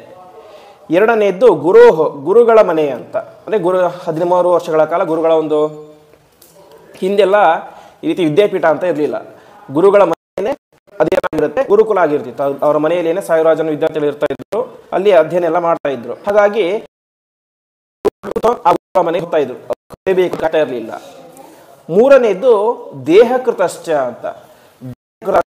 ಈ ದೇಹವನ್ನು ಕೊಟ್ಟಂತಹ ತಂದೆಗಳ ಮನೆಗೆ ಕರೀಬೇಕು, ಇನ್ವಿಟೇಷನ್ ಕೊಟ್ಟರೆ ಮಾತ್ರ ಮನೆಗೆ ಹೋಗಬೇಕು ಅಂತಿಲ್ಲ. ಮನೆಯಲ್ಲಿ ಮನೆಗೆ ಆಗಿರ್ಬೋದು, ಯಾಕಂದ್ರೆ ತಾನು ಹುಟ್ಟಿ ಬೆಳೆದಂತಹ ಮನೆ. ಹಾಗಾಗಿ ಹೋಗ್ಬೋದು ಅಂತ ಅದಕ್ಕೆ ಹೇಳ್ತಾಳೆ. ಹಾಗಾಗಿ ನಾನೇನು ಮಾಡ್ತೇನೆ, ಹಾಗಾಗಿ ಹೋಗ್ತೇನೆ ಅಂತ ಮಾತಾಡ್ತಾಳೆ. ಆವಾಗ ರುದ್ರದೇವರು ಹೇಳ್ತಾರೆ, ಸರ್ವಥಾ ಬರಲಿಕ್ಕೆ ಸಾಧ್ಯ ಇಲ್ಲ, ನೀನು ಕೂಡ ಹೋಗಬೇಡ ಅಂತ ಹೇಳ್ತಾಳೆ. ಎಷ್ಟು ಹೇಳಿದರೂ ಕೂಡ ಸತೀದೇವಿಗೆ ಏನಾಗೋದಿಲ್ಲ, ಸೊ ಕನ್ವಿನ್ಸ್ ಆಗೋದೇ ಇಲ್ಲ. ನಾನು ಹೋಗಬೇಕು ಎಂಬುದಾಗಿ ತುಂಬ ಒತ್ತಾಯ ಮಾಡ್ತಾಳೆ. ಯಾವ ವೇದವ್ಯಾಸ ದೇವರು ಭಾಗವತ ಬರೆದಂತಹ ವೇದವ್ಯಾಸ ಒಂದು ಕಾರಣವನ್ನು ಹೇಳ್ತಾರೆ. ಕೊನೆಗೆ ಯಾಕೆ ಹೋದ್ಲು ಅಂತ. ಪರಿಬರಹ ಅರ್ಹಿತುಂ ಅಂತ. ಒಂದು ತವರು ಮನೆ ಮೇಲೆ ವಿಪರೀತವಾದಂತಹ ವ್ಯಾಮೋಹ, ಇನ್ನೊಂದು ಪರಿಬರಹ ಅಂತ ಉಡುಗೊರೆ ಅಂತ. ಇವತ್ತು ತಂದೆ ನಮ್ಮ ಮನೆ ಮಾಡ್ತಾ ಇದ್ದಾನೆ, ದೊಡ್ಡ ಯಾಗವನ್ನು ಮಾಡ್ತಾ ಇದ್ದಾನೆ. ಹಾಗಾಗಿ ನಾವು 16 ಜನ ಹೆಣ್ಣು ಮಕ್ಕಳು, ಕೊನೆಯ ಯಾರು ಸತೀದೇವಿ. ಹಾಗಾಗಿ ಪ್ರತಿಯೊಬ್ಬರಿಗೂ ಕೂಡ ಏನೋ ಒಂದು ಉಡುಗೊರೆ ಕೊಡ್ತಾರೆ, ನಮಗೇನಾದರೂ ಉಡುಗೊರೆ ಕೊಡ್ಬೋದು ಅಂತ. ಆ ರೀತಿಯ ಒಂದು ವ್ಯಾಮೋಹ, ಒಂದು ಆಸೆ, ಸಹಜ ಅಂತ ಹೆಣ್ಣುಮಕ್ಕಳಿಗೆ ಇರೋ ಆಸೆ ತವ್ರ ಮನೆ ಮೇಲೆ. ಅದರಿಂದಾಗಿ ಏನು ಮಾಡ್ತಾಳೆ, ನೇರವಾಗಿ ಗಂಡ ಬೇಡ ಅಂತ ಹೇಳಿದರೂ ಕೂಡ ನೇರವಾಗಿ ಅಲ್ಲಿಗೆ ಹೋಗಿಬಿಡ್ತಾಳೆ. ಕೊನೆಗೆ ಹೋದಾಗ ಯಾರೂ ಕೂಡ ಅವಳಿಗೆ ಮಾಡಲಿಲ್ಲ, ಸ್ವಾಗತವನ್ನೇ ಮಾಡಲಿಲ್ಲ ಅಂತೆ. 15 ಜನ ಅಕ್ಕ ತಂಗಿಯಂದ್ರಿದ್ದಾರೆ, ತನ್ನ ತಾಯಿ ಇದ್ದಾಳೆ, ತನ್ನ ತಂದೆ ಇದ್ದಾರೆ, ತನ್ನ ಅನೇಕ ಜನ ಗೆಳೆಯರು ಗೆಳತಿಯರು ಎಲ್ಲರೂ ಕೂಡ ಇದ್ದಾರೆ. ಯಾರೂ ಕೂಡ ಏನು ಮಾಡಲಿಲ್ಲ, ಅವಳನ್ನು ಒಬ್ಬರನ್ನು ಕೂಡ ಬಾ ಅಂತ ಕರೀಲಿಲ್ಲ. ಯಾಕಂದರೆ ಮೊದಲೇ ಆರ್ಡರ್ ಮಾಡಿಬಿಟ್ಟಿಲ್ಲ ಯಾರು, ದಕ್ಷ ಪ್ರಜಾಪತಿ. ಸತೀದೇವಿ ಒಂದು ವೇಳೆ ಬಂದರೆ ಅವಳಿಗೆ ಯಾರೂ ಕೂಡ ಸ್ವಾಗತ ಮಾಡಬಾರ್ದು, ಅವಳಿಗೆ ಅವಮಾನವನ್ನು ಮಾಡಬೇಕು ಅಂತ. ಹಾಗಾಗಿ ಬರ್ತಾರೆ, ಯಾರೂ ಕೂಡ ಅವಳು ಮಾತಾಡಿಸೋದೇ ಇಲ್ಲ. ಕೊನೆಗೆ ಕೂತ್ಕೋ ಅಂತ ಕೂಡ ಯಾರೂ ಕೂಡ ಹೇಳೋದಿಲ್ಲ. ಹಾಗಾಗಿ ನಿಂತುಕೊಂಡೇ ಅವಳು ಯಜ್ಞವನ್ನು ನೋಡ್ತಾ ಇರ್ತಾಳೆ ಅಂತೆ. ಇಷ್ಟೆಲ್ಲ ಆದರೂ ಕೂಡ ಅವಳಿಗೆ ಬೇಸರ ಆಗಲಿಲ್ಲ. ಯಾಕೆ, ಹೌದು ನಮ್ಮ ಗಂಡ ಅವಮಾನ ಮಾಡಿದ್ದಾನೆ, ಅದಕ್ಕೆ ನಮ್ಮ ತಂದೆಗೆ ಬೇಸರ ಆಗಿದೆ, ಅದಕ್ಕೋಸ್ಕರ ಈ ರೀತಿ ಮಾಡ್ತಾ ಇದ್ದಾನೆ ಅಂತ ಅವಮಾನ ಸಹಿಸ್ಕೊಂಡ್ಳು. ಅದಕ್ಕೆ ಕೊನೆಗೆ ಯಜ್ಞ ಮುಗಿಲಿಕ್ಕೆ ಬಂತು. ಯಜ್ಞ ಮುಗಿಲಿಕ್ಕೆ ಬಂದಾಗ ಏನು ಮಾಡಬೇಕು, ಈಗ ಕೊನೆಗೆ ರುದ್ರದೇವರಿಗೆ ಒಂದು ಆಹುತಿ ಅಂತ ಇದೆ. ರುದ್ರಾಯ ಪಶುಪತಯೇ ಸ್ವಾಹ ಅಂತ ಒಂದು ಆಹುತಿ ಕೊಡಬೇಕು ಅಂತ ಇದೆ. ಆ ಆಹುತಿಯನ್ನು ಏನು ಮಾಡಲಿಲ್ಲ, ಯಾವ ದಕ್ಷ ಪ್ರಜಾಪತಿ ಆಹುತಿಯನ್ನು ಹಾಕಲೇ ಇಲ್ಲ. ಅಷ್ಟು ಮಾತ್ರ ಅಲ್ಲ, ಎಲ್ಲ ಕಡೆ ಒಂದು ಆಜ್ಞೆಯನ್ನು ಮಾಡ್ತಾನೆ. ಇನ್ನು ಮುಂದೆ ಯಾರೂ ಕೂಡ ರುದ್ರದೇವರಿಗೆ ಆಹುತಿಯನ್ನು ಹಾಕಬಾರ್ದು, ನಾನೇ ಹಾಕ್ತಾ ಇಲ್ಲ, ನಾನು ಪ್ರಜಾಪತಿ ಮಹಾರಾಜ, ನಾನೇ ಹಾಕ್ತಾ ಇಲ್ಲ. ಹಾಗಾಗಿ ನೀವ್ಯಾರು ಕೂಡ ಇನ್ನು ಮುಂದೆ ಹೋಮವನ್ನು ಮಾಡಿದಾಗ ರುದ್ರದೇವರಿಗೆ ಆಹುತಿಯನ್ನು ಹಾಕಬಾರ್ದು ಅಂತ ಆಜ್ಞೆಯನ್ನು ಮಾಡ್ತಾನೆ. ಇಲ್ಲಿಯ ತನಕ ತನಗೆ ಅವಮಾನ ಆಗಿತ್ತು, ಯಾರಿಗೆ, ಸತೀದೇವಿಗೆ. ಅದು ಸಹಿಸ್ಕೊಂಡಿದ್ಲು. ಯಾವಾಗ ತನ್ನ ಗಂಡನಿಗೆ ಅವಮಾನ ಆಯಿತೋ ಆವಾಗ ಅವಳಿಗೆ ತುಂಬ ಸಿಟ್ಟು ಬರುತ್ತೆ ಅಂತೆ. ಸಿಟ್ಟು ಬಂದು ತನ್ನ ತಂದೆಯಂತನೂ ಕೂಡ ನೋಡದೇನೆ ಆ ದಕ್ಷ ಪ್ರಜಾಪತಿಗೆ ಬೈಲಿಕ್ಕೆ ಶುರು ಮಾಡ್ತಾಳೆ ಅಂತೆ. ಮಹರುದ್ರದೇವರು ಎಂಥವರು ಅಂತ ಹೇಳಿದ್ರೆ, ಸಾಕ್ಷಾತ್ ತ್ರಿಮೂರ್ತಿಗಳಲ್ಲಿ ಒಬ್ಬರು, ಇಡೀ ಜಗತ್ತನ್ನು ಸಂಹಾರ ಮಾಡುವಂತಹ ವ್ಯಕ್ತಿ. ಅದೇ ರೀತಿಯಾಗಿ ನಿರ್ವೈರಂ ಶಾಂತ ವಿಗ್ರಹಂ ಅಂತ ಯಾರ ಮೇಲೂ ಕೂಡ ವೈರ ಅಂದರೆ ಸಿಟ್ಟು ಅನ್ನೋದು ಅವರಿಗಿಲ್ಲ ಅಂತೆ. ದಕ್ಷ ಪ್ರಜಾಪತಿ ಅಷ್ಟು ಎದುರುಗಡೆನೇ ಶಾಪ ಕೊಟ್ಟರೂ ಕೂಡ ಏನು ಮಾಡಲಿಲ್ಲ, ರುದ್ರದೇವರು ಒಂದು ಮಾತನ್ನು ಕೂಡ ಹೇಳಲಿಲ್ಲ, ಸುಮ್ಮನೆ ಶಾಂತವಾಗಿ ಮನೆಗೆ ಬಂದರು. ಅಂತಹ ಶಾಂತ ವ್ಯಕ್ತಿ. ಅದೇ ರೀತಿಯಾಗಿ ಯದ್ಯಕ್ಷರಂ ನಾಮ ಗಿರೇರಿತಂ ನೃಣಾಂ ಸಕೃತ್ ಪ್ರಸಂಗಾತ್ ಅಘಮಾಶ್ವಂತಿತಂ ಅಂತ ಆ ರುದ್ರದೇವರ ಹೆಸರು ಶಿವ. ಶಿವ ಅಂತ ಪರಮ ಮಂಗಳ ಅಂತ. ಆ ಶಿವ ಅಂತ 2 ಅಕ್ಷರವನ್ನು ಹೇಳಿದರೆ ಸಾಕು, ಮನುಷ್ಯರ ಪಾಪವನ್ನು ನಾಶ ಮಾಡುವಂಥವರು ಮಹಾರುದ್ರದೇವರು. ಅಂತಹ ಮಹಾರುದ್ರದೇವರು ಇಟ್ಕೊಂಡು ನೀನೇ ಮಾಡ್ತಾ ಇದ್ದೀಯಾ, ಇಷ್ಟು ಸಿಟ್ಟು ಸಾಧಿಸ್ತಾ ಇದ್ದೀಯಾ, ಕನಿಷ್ಠ ಮಗಳ ಗಂಡ ಅನ್ನುವಂತಹ ಒಂದು ಅನುಕಂಪನೂ ನಿನಗೆ ಇಲ್ಲ, ಅಳಿಯನ ಮೇಲೆ ಒಂದು ನಿನಗೆ ಅನುಕಂಪನೇ ಇಲ್ಲ, ಪ್ರೀತಿನೇ ಇಲ್ಲ, ಇಷ್ಟು ನೀನು ತಪ್ಪು ಮಾಡ್ತಾ ಇದ್ದೀಯ ಎಂಬುದಾಗಿ ತುಂಬ ಸಿಟ್ಟು ಬರುತ್ತೆ. ಇಷ್ಟು ಸಿಟ್ಟು ಒಂದು ಕೊನೆಗೆ ಯಾವ ಸತೀದೇವಿ ಏನು ಮಾಡ್ತಾಳೆ ಅಂತ ಹೇಳಿದ್ರೆ, ಅಲ್ಲಿ ಏನೋ ತನ್ನ ದೇಹತ್ಯಾಗವನ್ನು ಮಾಡಿಬಿಡ್ತಾಳೆ ಅಂತೆ. ದೇಹತ್ಯಾಗ ಹೇಗೆ ಅಂತ ಹೇಳಿದ್ರೆ, ತಾನು ಉತ್ತರಾಭಿಮುಖವಾಗಿ ಕುಳಿತುಕೊಂಡು, ಉತ್ತರಕ್ಕೆ ಮುಖ ಮಾಡಿ ಕುಳಿತುಕೊಂಡು ಆಚಮನವನ್ನು ಮಾಡಿ ಏನು ಮಾಡ್ತಾಳೆ, ಅವಳು ವಿಶಿಷ್ಟವಾದಂತಹ ಧ್ಯಾನ ಮಾಡುವಂಥ, ಯೋಗ ಮಾಡುವಂಥ ಶಕ್ತಿ ಇತ್ತು ಅಂತೆ. ಹಾಗಾಗಿ ನಿರಂತರವಾಗಿ ಅಲ್ಲೇ ಕೂತ್ಕೊಂಡು ಯೋಗವನ್ನು ಮಾಡ್ತಾ ಹೊಕ್ಕಳಿನಲ್ಲಿದ್ದಂತಹ ಅಗ್ನಿಯನ್ನು ತಾನೇ ಮಾಡ್ತಾಳೆ, ತನ್ನ ಕಂಠದ ಹೊರಗೆ ತರ್ತಾಳೆ. ಕಂಠದ ಹೊರಗೆ ತಂದು ಅಲ್ಲಿ ತಾನೇ ಮಾಡಿ ತನ್ನ ಪತಿಯನ್ನು ಅಂದರೆ ಮಹಾರುದ್ರದೇವರ ಚಿಂತನೆಯನ್ನು ಮಾಡಿ ಕೊನೆಗೆ ಆ ಅಗ್ನಿಯನ್ನು ಹೊರಗಡೆ ತಂದು ಅಲ್ಲಿ ತಾನೇ ಮಾಡ್ತಾಳೆ, ತನ್ನ ದೇಹತ್ಯಾಗವನ್ನು ಮಾಡ್ತಾಳೆ ಎಂಬುದಾಗಿ ಹೇಳ್ತಾರೆ. ಅಂದರೆ ಇದು ಆತ್ಮಾಹುತಿಯ, ತನ್ನನ್ನು ತಾನೇ ಸಮರ್ಪಣೆ ಮಾಡಿಕೊಳ್ಳೋದು ಅಂತ. ಇದು ತಪ್ಪಲ್ಲ ಅಂತ ಹೇಳ್ತಾರೆ. ಇವತ್ತು ಆತ್ಮಹತ್ಯೆ ಅಂತ ಮಾಡಿಕೊಳ್ತಾರೆ, ಸೂಸೈಡ್ ಅಂತ. ಅದು ಒಂದು ರೀತಿ ತಮ್ಮ ತಾವೇ ಸಾಯಿಸ್ಕೊಳ್ಳೋದು. ಆದರೆ ಆತ್ಮಹತ್ಯೆಯನ್ನು ಮಾಡಿಕೊಂಡರೆ ಅದು ಮಹಾಪಾಪ, ಅದಕ್ಕೆ ಪ್ರಾಯಶ್ಚಿತ್ತವಿಲ್ಲ ಅಂತ ಶಾಸ್ತ್ರ ಹೇಳುತ್ತೆ. ಆದರೆ ಈ ರೀತಿಯಾದಂತಹ ಆತ್ಮ ಆಹುತಿಯನ್ನು ಮಾಡ್ಕೋಬೋದು ಅಂತ. ಆತ್ಮಹತ್ಯೆ ಮಾಡ್ಕೊಳ್ಳೋದು ಒಂದು ರೀತಿಯಲ್ಲಿ ಸುಲಭ, ಏನೋ ಒಂದು ದೂಕ್ ಬಿಟ್ಟರೆ ಆಯಿತು, ಸತ್ತು ಹೋಗಿಬಿಡ್ತಾರೆ. ಆದರೆ ಆತ್ಮಾಹುತಿ ಆ ರೀತಿಯಾಗಿ ಅಲ್ಲ. ಜೀವನದಲ್ಲಿ ಅನೇಕ ವರ್ಷಗಳ ಕಾಲ ಆ ಧ್ಯಾನವನ್ನು, ಯೋಗವನ್ನು ಮಾಡಿ ಮಾಡಿ ಮಾಡಿ ಮಾಡಿ ಕೊನೆಗೆ ದೇಹದ ಒಳಗಡೆ ಇರುವಂಥ ಪ್ರತಿಯೊಂದು ಕೂಡ ನಾವು ಯಾವ ರೀತಿಯಾಗಿ ಹೇಳ್ತೇವೋ ಆ ರೀತಿಯಾಗಿ ಕೇಳುವಂಥ ಪರಿಸ್ಥಿತಿ ಬರಬೇಕು ಅಂತೆ. ಆ ರೀತಿಯಾಗಿ ಕೊನೆಗೆ ಯೋಗವನ್ನು ಮಾಡಿ ಆ ಯೋಗದ ಸಾಮರ್ಥ್ಯದಿಂದಾಗಿ ತನ್ನ ದೇಹದಲ್ಲಿ ಇರುವಂತಹ ಅಗ್ನಿಯನ್ನು ಹೊರಗಡೆ ತರುವಂತಹ ಕೆಪಾಸಿಟಿ ಇದ್ದರೆ ಆವಾಗ ಆತ್ಮಾಹುತಿಯನ್ನು ಮಾಡಿಕೊಳ್ಬೋದು. ಅದು ತಪ್ಪಲ್ಲ ಎಂಬುದಾಗಿ ಹೇಳ್ತಾರೆ. ಸತೀದೇವಿ ಆ ರೀತಿಯಾಗಿ ತನ್ನ ದೇಹದಲ್ಲಿ ಇದ್ದಂತಹ ಆತ್ಮಾಹುತಿಯನ್ನು ಆ ಒಂದು ಯೋಗಾಗ್ನಿ ಅಂತ, ಯೋಗದಿಂದ ಹುಟ್ಟಿದಂತಹ ಒಂದು ಬೆಂಕಿ, ಅದರಲ್ಲಿ ತನ್ನ ದೇಹತ್ಯಾಗವನ್ನು ಮಾಡ್ತಾಳೆ ಅಂತೆ. ಈ ರೀತಿಯಾಗಿ ಮಾಡಿದಾಗ ತತ್ಪಶ್ಯತಾಂ ಕೇ ಭುವಿ ಚಾದ್ಭುತಂ ಮಹತ್ ಹಾಹೇತಿವಾದ ಸುಮಹಾ ನಜಾಯತ ಅಂತ ಈ ವಿಚಾರ ಗೊತ್ತಾದಾಗ ಎಲ್ಲರೂ ಕೂಡ ನೇರವಾಗಿ ಆ ದಕ್ಷ ಪ್ರಜಾಪತಿಗೆ ಬೈಲಿಕ್ಕೆ ಶುರು ಮಾಡ್ತಾರೆ. ಎಂತಹ ತಂದೆ ನೀನು ಅಂತ. ಅಲ್ಲಿದ್ದಂತಹ ದೊಡ್ಡ ದೊಡ್ಡ ಋಷಿಮುನಿಗಳು ಎಲ್ಲರೂ ಕೂಡ ಬೈಲಿಕ್ಕೆ ಶುರು ಮಾಡ್ತಾರೆ ದಕ್ಷ ಪ್ರಜಾಪತಿಗೆ. ಆವಾಗ ದಕ್ಷ ಪ್ರಜಾಪತಿಗೆ ತಾನು ಮಾಡಿದ್ದು ತಪ್ಪು ಅಂತ ಮನವರಿಕೆ ಆಗುತ್ತೆ. ತಕ್ಷಣ ಏನಾಗುತ್ತೆ, ಈ ವಿಚಾರ ಮಹಾರುದ್ರ ದೇವರಿಗೆ ಗೊತ್ತಾಗುತ್ತೆ. ತನ್ನ ಹೆಂಡತಿ ತಾನು ಹುಟ್ಟಿ ಬೆಳೆದಂತಹ ಮನೆಯಲ್ಲಿನೇ ತನ್ನ ದೇಹತ್ಯಾಗವನ್ನು ಮಾಡಿಬಿಟ್ಟಿದ್ದಾಳೆ ಅಂತ. ಆವಾಗ ವಾಸ್ತವಿಕವಾಗಿ ಮಹಾರುದ್ರ ದೇವರು ಅಲ್ಲಿ ಬರಬೇಕಾಗಿತ್ತು. ಮಹಾರುದ್ರ ದೇವರು ತಾವು ಬರೋದಿಲ್ಲ ಅಂತೆ. ತಾವು ತುಂಬ ಸಿಟ್ಟು ಬಂದು ಆ ಮಹಾರುದ್ರ ದೇವರು ಜಟೆ ಇರುತ್ತೆ, ಆ ಜಟೆಯಿಂದ ಅದನ್ನು ನೆಲಕ್ಕೆ ಅಪ್ಪಳಿಸ್ತಾರೆ ಅಂತೆ. ನೆಲಕ್ಕೆ ಅಪ್ಪಳಿಸಿದಾಗ ಅಲ್ಲಿಂದ ಒಬ್ಬ ವ್ಯಕ್ತಿ ಬರ್ತಾನೆ, ಅವನೇ ವೀರಭದ್ರ ಅಂತ. ವೀರಭದ್ರ ಅಂತ ಹೇಳಿದ್ರೆ ರುದ್ರದೇವರ ವಿಶೇಷ ಒಂದು ಅಂಶ ಇರುವಂತಹ ವ್ಯಕ್ತಿ. ಆ ವೀರಭದ್ರ ಬರ್ತಾನೆ.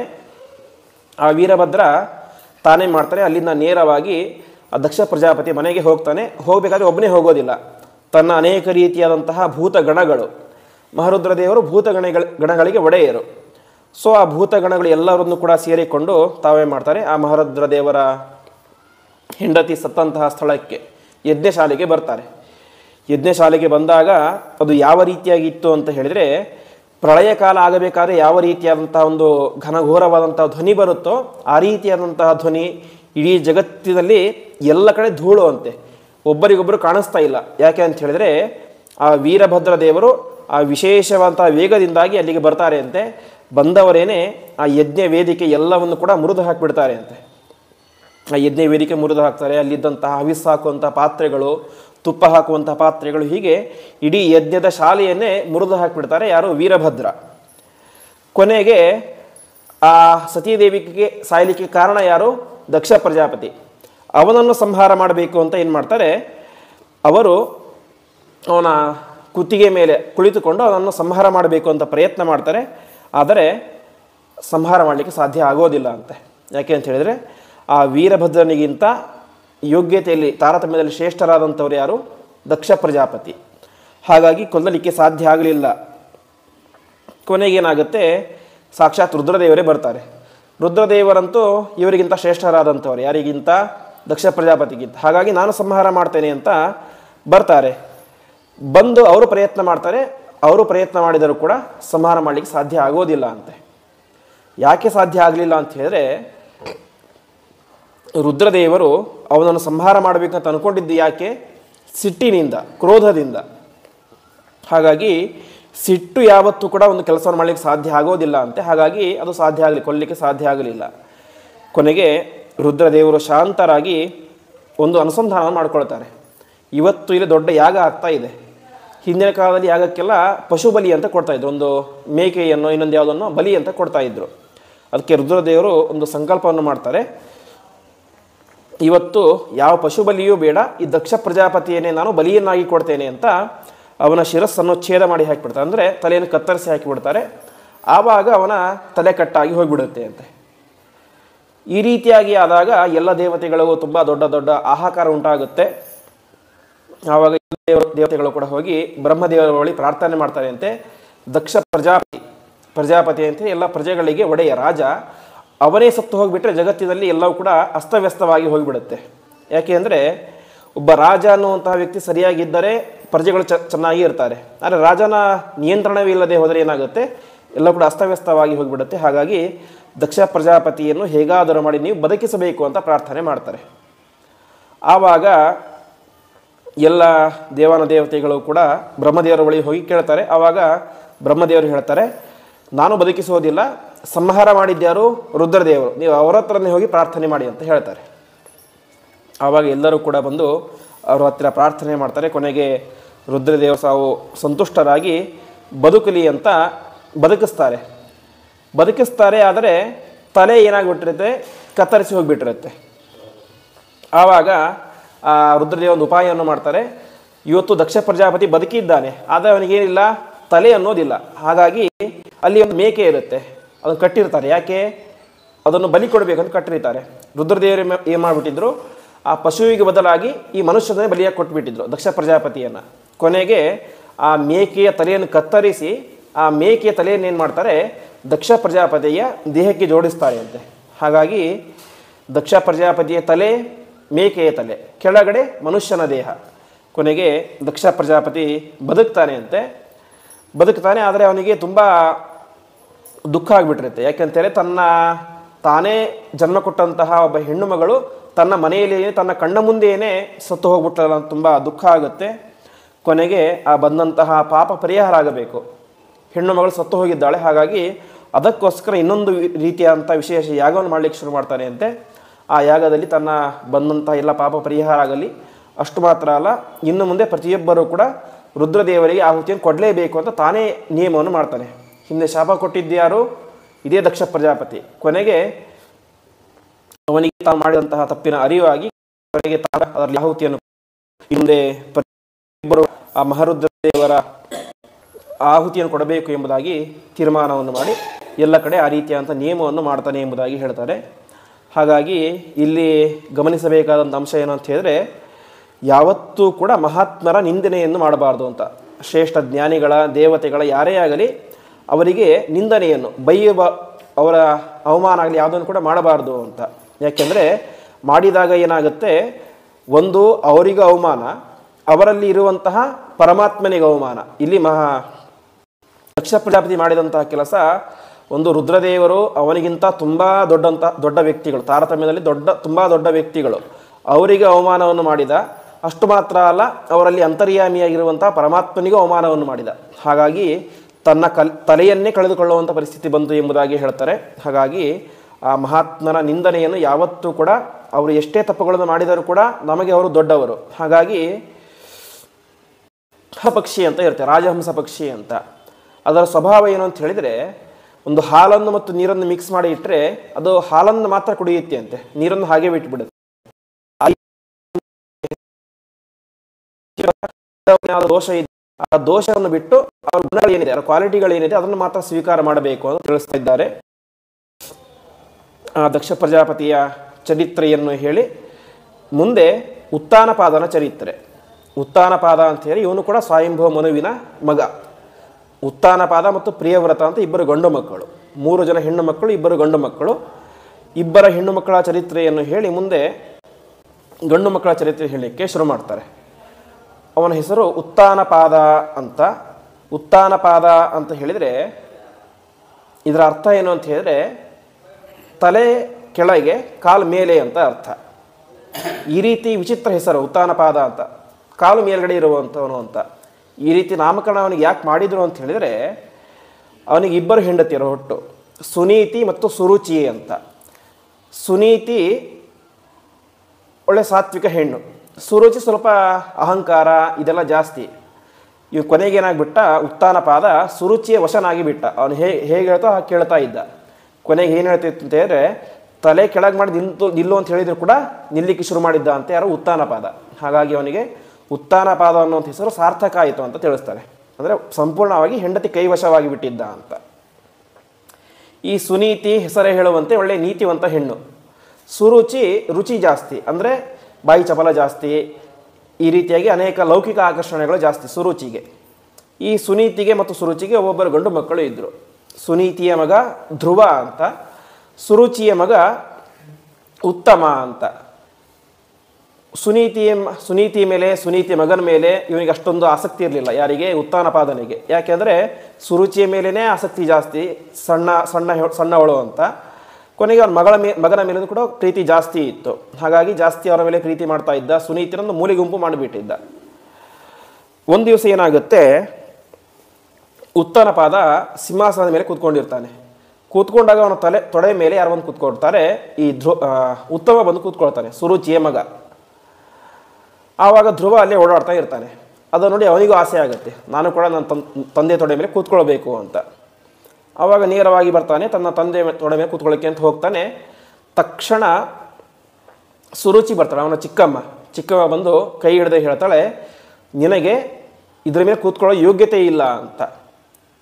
ಅದಕ್ಕೆ ಧ್ರುವ ಹೇಳ್ತಾನೆ, ನನಗೆ ಯಾಕೆ ಯೋಗ್ಯತೆ ಇಲ್ಲ ಅಂತ. ಯಾಕೆಂದರೆ ನಾನು ಕೂಡ ಉತ್ತಾನಪಾದನ ಮಗನೇ ಆಗಿದ್ದೇನೆ, ಅದರಲ್ಲೂ ಕೂಡ ದೊಡ್ಡ ಹಿರಿಯ ಮಗ ನಾನು, ನನಗೆ ಯೋಗ್ಯತೆ ಇದೆ, ನಾನು ಕೂತ್ಕೊಳ್ತೇನೆ ಅಂತ ಹೇಳ್ತಾರೆ.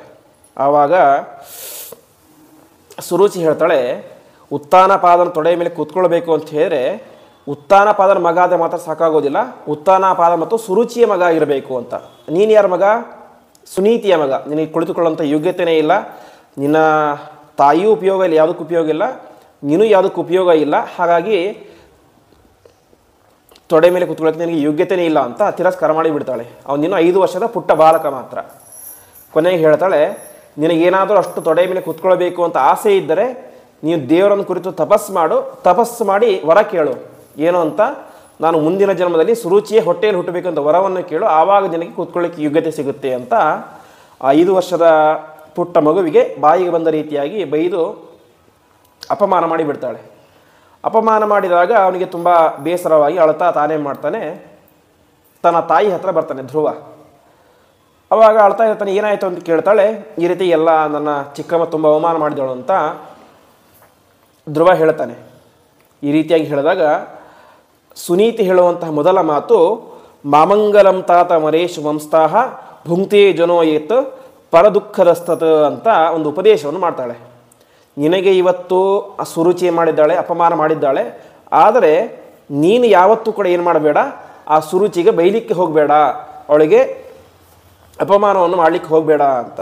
ಯಾಕೆ ಅಂತ ಹೇಳಿದರೆ ಇವತ್ತು ನಿನಗೆ ಅವಮಾನ ಆಗಿದೆ ಅಂತ ಹೇಳೋದಕ್ಕೆ ಪ್ರಧಾನ ಕಾರಣ ಏನು ಅಂತ ಹೇಳಿದ್ರೆ, ನೀನು ಹಿಂದಿನ ಜನ್ಮದಲ್ಲಿ ಯಾರೋ ಬರೀ ಅಪಮಾನ ಮಾಡಿರ್ತೀಯ, ಆ ಕರ್ಮಕ್ಕೆ ಅನುಸಾರವಾಗಿ ಏನಾಗಿದೆ, ನಿನಗೆ ಈ ಜನ್ಮದಲ್ಲಿ ಅವಮಾನ ಆಗಿದೆ. ಹಾಗಾಗಿ ಅದಕ್ಕೆ ನಿಮಿತ್ತ ಯಾರು?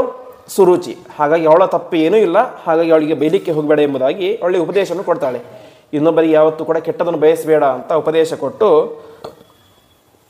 ಕೊನೆಗೆ ಒಂದು ಮಾತು ಹೇಳ್ತಾನೆ ಧ್ರುವ. ಆ ಸುರುಚಿ ಇನ್ನೊಂದು ಮಾತು ಹೇಳಿದೆ ಕೊನೆಗೆ ಅಂತ. ಏನು ಮಾತು ಅಂತ ಹೇಳಿದ್ರೆ, ನೀನು ಆ ಸಿಂಹಾಸನದಲ್ಲಿ ಕೂತ್ಕೊಳ್ಬೇಕು ಅಂತ ಹೇಳಿದ್ರೆ ತಪಸ್ಸು ಮಾಡಿ ದೇವ್ರ ಹತ್ರ ವರ ಪಡ್ಕೊಳ್ಬೇಕು. ಏನಂತ? ಸುರುಚಿಯ ಹೊಟ್ಟೆಯಲ್ಲಿ ಹುಟ್ಟಬೇಕು ಅಂತ. ಆವಾಗ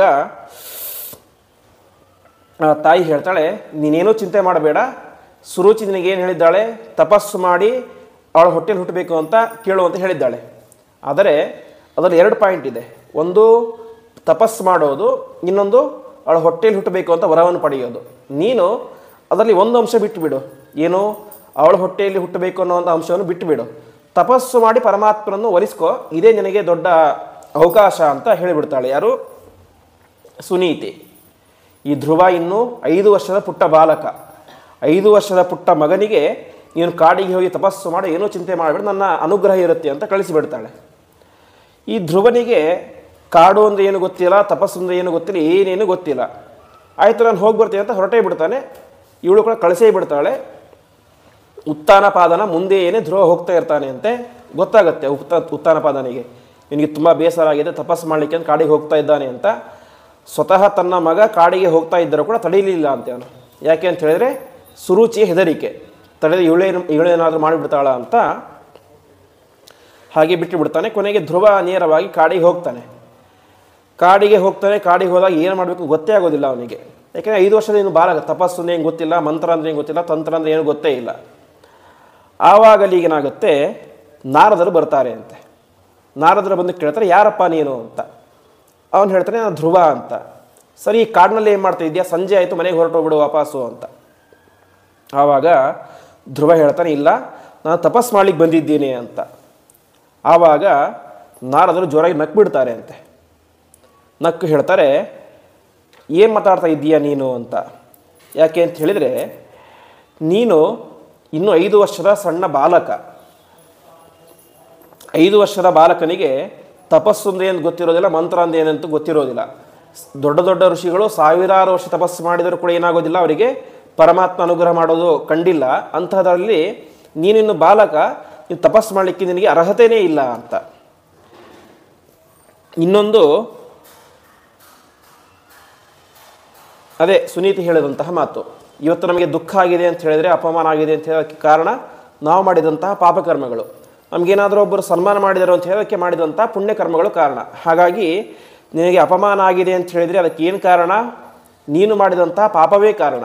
ಹಾಗಾಗಿ ಇದೆಲ್ಲವೂ ಕೂಡ ನಿನಗೆ ಸರಿ ಬರೋದಿಲ್ಲ. ಗೀಬಸ್ ಮಾಡೋದನ್ನು ಬಿಟ್ಟು ರಾತ್ರಿ ಆಗೋಷ್ಟರೊಳಗೆ ಮನೆ ಸೇರ್ಕೊಂಡ್ಬಿಟ್ಟು ಹೋಗಿ ಎಂಬುದಾಗಿ ಅವನಿಗೆ ಉಪದೇಶ ಮಾಡಲಿಕ್ಕೆ ಶುರು ಮಾಡ್ತಾರೆ. ಮತ್ತು ಇನ್ನೊಂದು ರೀತಿಯಾಗಿ ಹೇಳಲಿಕ್ಕೆ ಶುರು ಮಾಡ್ತಾರೆ, ಪರಮಾತ್ಮವನ್ನು ಒಲಿಸಿಕೊಳ್ಳೋದು ಅಷ್ಟು ಸುಲಭದ ಮಾತಲ್ಲ. ಪರಮಾತ್ಮ ಯಾವುದೋ ಒಂದು ಅಂಗಡಿಯಲ್ಲಿ ಸಿಗುವಂಥ ವ್ಯಕ್ತಿಗಳಲ್ಲ. ದೊಡ್ಡ ದೊಡ್ಡ ಋಷಿಮುನಿಗಳು 1000 ವರ್ಷ ತಪಸ್ಸು ಮಾಡಿದರೂ ಕೂಡ ಪರಮಾತ್ಮ ಒಲಿಯೋದು ಕಷ್ಟ. ಹಾಗಾಗಿ ನಿನಗೆ ಸಾಧ್ಯವೇ ಇಲ್ಲ, ಸುಮ್ಮನೆ ನಿನ್ನ ಮನೆಗೆ ಹೋಗಿಬಿಡು ಅಂತ ಉಪದೇಶ ಮಾಡಲಿಕ್ಕೆ ಶುರು ಮಾಡ್ತಾರೆ. ಈ ರೀತಿಯಾಗಿ ಹೇಳಿದಾಗ ಧ್ರುವ ಹೇಳ್ತಾನೆ, ನಾರದರೆ ನೀವು ಹೇಳಿದ್ದು ತುಂಬ ಸತ್ಯ, 100ಕ್ಕೆ 100% ಸತ್ಯ. ಏನು, 1000 ವರ್ಷ ತಪಸ್ಸು ಮಾಡಿದರೂ ಕೂಡ ಪರಮಾತ್ಮ ಒಲಿಯೋದು ಕಷ್ಟ, ಇದು ನಿಜ. ಇನ್ನೊಂದು, ನನಗೆ ಆದಂಥ ಅವಮಾನ ಅದು ನನ್ನ ಹಿಂದಿನ ಕರ್ಮಕ್ಕೆ ಅನುಸಾರವಾದದ್ದು. ನಾನು ಮಾಡಿದಂಥ ಪಾಪಕ್ಕೆ ನನಗೆ ಇವತ್ತು ಅವಮಾನ ಆಗಿದೆ, ಇದು ನಿಜ. ಆದರೆ ಇದೆಲ್ಲವನ್ನು ಕೂಡ ಮೀರಿ ನನಗೆ ತುಂಬ ದುಃಖ ಆಗಿದೆ. ಯಾಕೆ ಅಂತ ಹೇಳಿದ್ರೆ, ನನ್ನ ತಾಯಿ ಮಲತಾಯಿ ಯಾರು, ಆ ಸುರುಚಿ ಹೇಳಿದಂತಹ ಮಾತುಗಳು ನನಗೆ ಅರಗಿಸ್ಕೊಳ್ಳಿಕ್ಕೆ ಸಾಧ್ಯ ಆಗ್ತಾ ಇಲ್ಲ ಅಂತ ನನಗೆ ತುಂಬ ದುಃಖ ಆಗಿದೆ. ಹಾಗಾಗಿ ನಾನು ತಪಸ್ಸು ಮಾಡಬೇಕು ಅಂತ ತೀರ್ಮಾನ ಮಾಡಿ ಆಗಿಬಿಟ್ಟಿದೆ. ನಾನು ಸಾಮಾನ್ಯ ವ್ಯಕ್ತಿಯಲ್ಲ. ಅವನು ಹೇಳ್ತಾನೆ, ನಾನು ಉತ್ತಾನಪಾದನ ಮಗ. ಉತ್ತಾನಪಾದ ಅಂತೇಳಿ ಆಗಿನ ಕಾಲದ ಪ್ರಸಿದ್ಧ ರಾಜ. ನಾನೊಬ್ಬ ಚಕ್ರವರ್ತಿ, ನಾನೊಬ್ಬ ರಾಜವಂಶದಲ್ಲಿ ಬಂದಂತಹ ವ್ಯಕ್ತಿ. ಹಾಗಾಗಿ ಸಾಮಾನ್ಯ ವ್ಯಕ್ತಿಯಲ್ಲ. ಒಂದು ಬಾರಿ ಪ್ರತಿಜ್ಞೆ ಮಾಡಿದೆ ಅಂತ ಆದರೆ, ಇದನ್ನು ಮಾಡ್ತೀನಿ ಅಂತ ಆದರೆ ಮಾಡೇ ಮಾಡ್ತೇನೆ. ಹಾಗಾಗಿ ನಾನು ತಪಸ್ಸು ಮಾಡ್ತೇನೆ ಅಂತ ಪ್ರತಿಜ್ಞೆ ಮಾಡಿ ಆಗಿದೆ, ತಪಸ್ಸು ಮಾಡೇ ಮಾಡ್ತೇನೆ. ಇನ್ನೊಂದು ಅಂಶ ಅಂತ ಹೇಳಿದ್ರೆ, ನಾ ಮಾಡ್ತಾ ಇರೋದು ಕೆಟ್ಟ ಕೆಲಸ ಅಂತರೂ ಅಲ್ಲ. ಧ್ರುವ ಹೇಳ್ತಾರೆ, ನಾನು ಮಾಡ್ತಾ ಇರೋದು ಕೆಟ್ಟ ಕೆಲಸ ಅಲ್ಲ, ಒಳ್ಳೆಯ ಕೆಲಸ. ತಪಸ್ಸು ಮಾಡೋದು ಒಳ್ಳೆಯ ಕೆಲಸ. ಹಾಗಾಗಿ ನಾನು ತಪಸ್ಸು ಮಾಡಿಯೇ ಮಾಡ್ತೇನೆ, ನೀವು ನನಗೆ ಅನುಗ್ರಹ ಮಾಡಿ ಸಾಕು ಅಂತ ಪ್ರಾರ್ಥನೆ ಮಾಡ್ತಾನೆ. ಆವಾಗ ನಾರದರಿಗೆ ತುಂಬ ಸಂತೋಷ ಆಗುತ್ತೆ ಅಂತೆ. ವಾಸ್ತವಿಕವಾಗಿ ನಾರದರು ಏನು ಹೇಳಿದರು, ತಪಸ್ಸು ಮಾಡಬೇಡ ಹಾಗೆ ಹೇಗೆ ಅಂತ ಹೇಳಿದರು. ಅದೆಲ್ಲ ಹೇಳಿದ್ದು ಯಾಕೆ ಅಂತ ಹೇಳಿದರೆ, ಅವನು ಪರೀಕ್ಷೆ ಮಾಡಬೇಕು ಅಂತ. ಯಾಕೆಂದರೆ ಅವನಿಗಿನ್ನೂ 5 ವರ್ಷ ವಯಸ್ಸು. ಸುಮ್ಮನೆ ಹುಡುಗಾಟಕ್ಕೆ ಬಂದಿದ್ದಾನ ಅಥವಾ ನಿಜವಾಗಿ ತಪಸ್ಸು ಮಾಡಬೇಕಂತ ಬಂದಿದ್ದಾನೆ ಅಂತ ಅವನು ಪರೀಕ್ಷೆ ಮಾಡಬೇಕು ಅಂತ ಏನು ಮಾಡ್ತಾರೆ, ಆ ರೀತಿಯಾಗಿ ಹೇಳಿರ್ತಾರೆ. ಕೊನೆಗೆ ಧ್ರುವ ತಪಸ್ಸು ಮಾಡಬೇಕು ತೀರ್ಮಾನ ಮಾಡ್ತಾನೆ. ಕೊನೆಗೆ ನಾರದರು ಹೇಳ್ತಾರೆ, ನೀನು ಯಾವಂತ ತಪಸ್ಸು ಮಾಡಕ್ಕೆ ಅನ್ಕೊಂಡಿದ್ದೀಯಾ ಅಂತ. ನನಗೆ ಯಾವ ಗೊತ್ತಿಲ್ಲ ಅಂತಾರೆ. ಆವಾಗ ನಾರದರು ಹೇಳ್ತಾರೆ, ಓಂ ನಮೋ ಭಗವತೆ ವಾಸುದೇವ ಎಂಬಂತಹ ವಾಸುದೇವ 12 ಅಕ್ಷರ ಮಂತ್ರ, 12 ಅಕ್ಷರ ಇರುವಂತಹ ವಾಸುದೇವ ಮಂತ್ರ, ಅದನ್ನು ನೀನು ತಪಸ್ಸು ಮಾಡು ಅಂತ ಅವನಿಗೆ ಯಾವ ಯಾವ ರೀತಿಯಾಗಿ ಧ್ಯಾನ ಮಾಡಬೇಕು, ತಪಸ್ಸನ್ನು ಮಾಡಬೇಕು ಅಂತೆಲ್ಲ ಉಪದೇಶ ಮಾಡ್ತಾರೆ. ಕೊನೆಗೆ ತಪಸ್ಸು ಮಾಡಲಿಕ್ಕೆ ಸ್ಥಳ ಯಾವುದು ಅಂತ ಹೇಳಿದ್ರೆ ಕಾಳಿಂದಿ ನದಿ ಎನ್ನುವಂಥ ಒಂದು ನದಿ ಇರುತ್ತೆ. ಆ ನದಿಯ ಹತ್ತಿರ ಮಧುವನ ಅನ್ನುವಂಥ ಒಂದು ವನ ಇರುತ್ತೆ, ಕಾಡಿರುತ್ತೆ. ಅಲ್ಲಿ ಹೋಗಿ ನೀನು ತಪಸ್ಸು ಮಾಡು ಅಂತ ಅವನಿಗೆ ಹೇಳ್ತಾರೆ. ಕೊನೆಗೆ ನಾರದ ತಾನೇನು ಮಾಡ್ತಾನೆ, ತಪಸ್ಸು ಮಾಡಲಿಕ್ಕೆ ಶುರು ಮಾಡ್ತಾನೆ. ತಪಸ್ಸು ಮಾಡಲಿಕ್ಕೆ ಧ್ರುವ ಶುರು ಮಾಡ್ತಾನೆ. ತಪಸ್ಸು ಮಾಡಿದ 1 ತಿಂಗಳಾಯಿತು. 1 ತಿಂಗಳು ಆರಾಮವಾಗಿ ತಪಸ್ಸು ಮಾಡ್ತಾ ಇದ್ದ. ತಪಸ್ಸು ಮುಗಿದ ಮೇಲೆ ಊಟ ಮಾಡೋದು, ಹೀಗೆ ತಪಸ್ಸು ಮಾಡ್ತಾ ಇದ್ದ. 1 ತಿಂಗಳಾಯಿತು, ಪರಮಾತ್ಮ ಪ್ರತ್ಯಕ್ಷನಾಗಲಿಲ್ಲ. ಅವನಿಗೆ ಗೊತ್ತಾಗುತ್ತೆ ನಾನು ಮಾಡ್ತಾ ಇರುವಂತಹ ತಪಸ್ಸು ಸರಿಯಾಗಿ ಇಲ್ಲ ಅಂತ. ಕೊನೆಗೆ ಏನು ಮಾಡ್ತಾನೆ, 2ನೇ ತಿಂಗಳು ತಪಸ್ಸು ಮಾಡಲಿಕ್ಕೆ ಶುರು ಮಾಡ್ತಾನೆ. 2ನೇ ತಿಂಗಳು ಹೇಗೆ ಅಂತ ಹೇಳಿದರೆ ಹಣ್ಣು ತಿನ್ನೋದು ಮಾತ್ರ, ದಿನಕ್ಕೆ 1 ಹಣ್ಣು ತಿನ್ನೋದು, ತಪಸ್ಸು ಮಾಡುವುದು. 2 ತಿಂಗಳು ತಪಸ್ಸು ಮಾಡ್ತಾನೆ, ಆವಾಗಲೂ ಕೂಡ ಪರಮಾತ್ಮ ಪ್ರತ್ಯಕ್ಷನಾಗೋದಿಲ್ಲ. ಕೊನೆಗೆ 3ನೇ ತಿಂಗಳಿನಲ್ಲಿ ಎಲೆ, ಹಸಿ ಎಲೆ, ಅದನ್ನು ತಿಂದುಕೊಂಡು ತಪಸ್ಸು ಮಾಡಲಿಕ್ಕೆ ಶುರು ಮಾಡ್ತಾನೆ. ದಿನಕ್ಕೆ 1 ಎಲೆ ಮಾತ್ರ ತಪಸ್ಸು ಮಾಡಲಿಕ್ಕೆ ಶುರು ಮಾಡ್ತಾನೆ, ಆವಾಗಲೂ ಪರಮಾತ್ಮ ಪ್ರತ್ಯಕ್ಷನಾಗೋದಿಲ್ಲ. ಕೊನೆಗೆ 4ನೇ ತಿಂಗಳಿಂದ ತಪಸ್ಸು. 4ನೇ ತಿಂಗಳಿನಲ್ಲಿ ಹಸಿ ಎಲೆ ಅಲ್ಲ, ಒಣಗಿದ ಎಲೆ, ಅದನ್ನು ತಿಂದು ತಪಸ್ಸು ಮಾಡಲಿಕ್ಕೆ ಶುರು ಮಾಡ್ತಾನೆ, ಆವಾಗಲೂ ಪರಮಾತ್ಮ ಪ್ರತ್ಯಕ್ಷನಾಗೋದಿಲ್ಲ. ಕೊನೆಗೆ 5ನೇ ತಿಂಗಳು ಎಲ್ಲವನ್ನೂ ಕೂಡ ಬಿಟ್ಟು ದಿನಕ್ಕೆ 1 ಬಾರಿ ಮಾತ್ರ ಉಸಿರಾಟ ಮಾಡೋದು, 1 ಬಾರಿ ಮಾತ್ರ ಉಸಿರಾಟ ತೆಗೆದುಕೊಳ್ಳುವುದು. ಆ ರೀತಿ ತಪಸ್ಸು ಮಾಡಲಿಕ್ಕೆ ಶುರು ಮಾಡ್ತಾನೆ, ಆವಾಗಲೂ ಪರಮಾತ್ಮ ಬರೋದಿಲ್ಲ.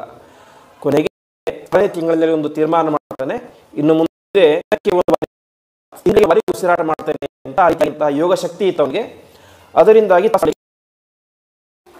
ಈ ರೀತಿಯಾಗಿ ಯಾವಾಗ ಧ್ರುವ 1 ತಿಂಗಳಿಗೆ ಒಮ್ಮೆ ತಪಸ್ಸು ಮಾಡಲಿಕ್ಕೆ ಉಸಿರಾಟ ಮಾಡಲಿಕ್ಕೆ ಆವಾಗ ಪರಮಾತ್ಮನಿಗೆ ಇವನ ಮೇಲೆ ಕರುಣೆ ಬಂದು ಅವನ ಎದುರುಗಡೆ ಬರ್ತಾನೆ.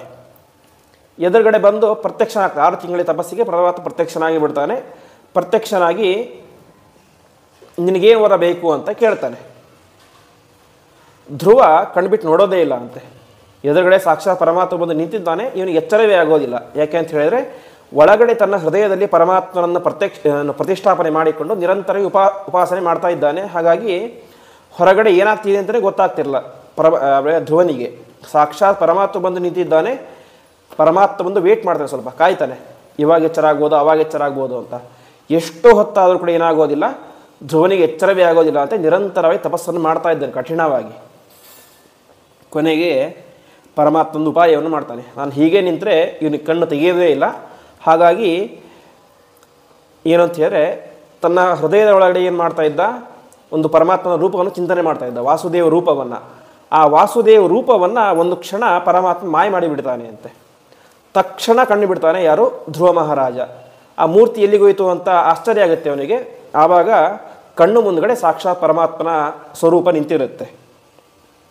ಇಷ್ಟು 6 ತಿಂಗಳ ಕಾಲ ಯಾವ ವಾಸುದೇವ ರೂಪವನ್ನು ಧ್ಯಾನ ಮಾಡ್ತಾ ಇದ್ನೋ ಅದೇ ವಾಸುದೇವ ರೂಪ ಇವತ್ತು ಕಣ್ಣ ಮುಂದೆ ಬಂದು ನಿಂತಿದೆ. ಆವಾಗ ಅವನಿಗೆ ಮಾತಾಡಲಿಕ್ಕೆ ಬರಲಿಲ್ಲ ಅಂತೆ, ಬಾಯಿಂದ ಮಾತೇ ಬರಲಿಲ್ಲ. ಯಾಕೆ ಅಂತ ಹೇಳಿದರೆ ತುಂಬ ಆನಂದ ಆಗಿಬಿಟ್ಟಿತ್ತು ಅಂತ. ಧ್ರುವನಿಗೆ ಒಟ್ಟು 2 ಬಾರಿ ಮಾತು ನಿಂತಿತ್ತು ಅಂತೆ. ಒಂದು ಸುರುಚಿ ಬೈದಾಗ, ಇನ್ನೊಂದು ಪರಮಾತ್ಮ ಪ್ರತ್ಯಕ್ಷನಾದಾಗ ಅಂತ. ಯಾಕೆಂದರೆ ಸುರುಚಿ ಬೈದಾಗ ಅವನಿಗೆ ತುಂಬ ದುಃಖ ಆಗಿಬಿಟ್ಟಿತ್ತು, ತುಂಬ ದುಃಖ ಆಗಿ ಅವನಿಗೆ ಮಾತೇ ಬರಲಿಲ್ಲ ಅಂತೆ. ಇವಾಗ ತುಂಬ ಆನಂದ ಆಗಿದೆ. ಯಾಕೆ, ಇಷ್ಟು ದಿವಸ ತಪಸ್ಸು ಮಾಡ್ತಾ ಇದ್ದಂತಹ ವಾಸುದೇವ ರೂಪ ಕಣ್ಣು ಎದುರುಗಡೆ ಬಂದು ನಿಂತಿದೆ. ಹಾಗಾಗಿ ಮಾತೇ ಬರಲಿಲ್ಲ. ಪರಮಾತ್ಮ ಕೇಳ್ತಾನೆ, ನಿನಗೇನು ಬೇಕು ಅಂತ ಕೇಳ್ತಾನೆ. ನೀನು ಮಾತೇ ಬರೋದಿಲ್ಲ ಅಂತೆ. ಕೊನೆಗೆ ಪರಮಾತ್ಮ ಏನು ಮಾಡ್ತಾನೆ, ತನ್ನ ಕೈಯಲ್ಲಿದ್ದಂಥ ಒಂದು ಶಂಖವನ್ನು ಅವನ ಕಪಾಲಕ್ಕೆ ಮುಟ್ಟಿಸ್ತಾರೆ ಅಂತೆ. ಕಪಾಲಕ್ಕೆ ಮುಟ್ಟಿಸಿದಾಗ ಅವನ ಬಾಯಿಂದಾಗಿ ನಿರಂತರವಾಗಿ ಅನೇಕ ರೀತಿಯಿಂದ ಸ್ತೋತ್ರಗಳು ಬರಲಿಕ್ಕೆ ಶುರುವಾಡ್ತವೆ ಅಂತೆ. ಅದರಲ್ಲಿ ಒಂದು ಪ್ರಸಿದ್ಧವಾದದ್ದು ಯೋಂತಃ ಪ್ರವಿಶ್ಯ ಮಮ ವಾಚಮೀಮಾಂ ಪ್ರಸುಪ್ತಾಂ ಸಂಜೀವಯತ್ಯಖಿಲ ಶಕ್ತಿಧರ ಸ್ವಧಾಂನ ಅನ್ಯಾಂಶ್ಚ ಹಸ್ತಚರಣ ಶ್ರವಣತ್ವಗಾದೀನ್ ಪ್ರಾಣಾನ್ನಮೋ ಭಗವತೆ ಪುರುಷಾಯ ತುಭ್ಯಂ ಅಂತ ವಿಶೇಷವಾಗಿ ವಾಸುದೇವ ರೂಪಿಯಾದಂತಹ ಪರಮಾತ್ಮನ ಸ್ತೋತ್ರವನ್ನು ಮಾಡ್ತಾನೆ. ಪರಮಾತ್ಮ, ನೀನು ಅಂತಃ ಪ್ರವಿಶ್ಯ, ನನ್ನ ಒಳಗಡೆ ನಿಂತುಕೊಂಡು ಎಲ್ಲ ವಿಧವಾದಂತಹ ಮಾತನ್ನು ಹೊರಡಿಸ್ತಾ ಇದ್ದೀಯಾ ಅಂತ. ಮಾತನ್ನು ಮಾತ್ರ ಅಲ್ಲ, ಅನ್ಯಾಂಶ್ಚ ಹಸ್ತಚರಣ ಶ್ರವಣತ್ವಗಾದೀನಂತ ನನ್ನ ಪ್ರತಿಯೊಂದು ಇಂದ್ರಿಯಗಳಿಗೂ ಕೂಡ ನೀನೇ ನಿಯಾಮಕನಾಗಿದ್ದೀಯಾ.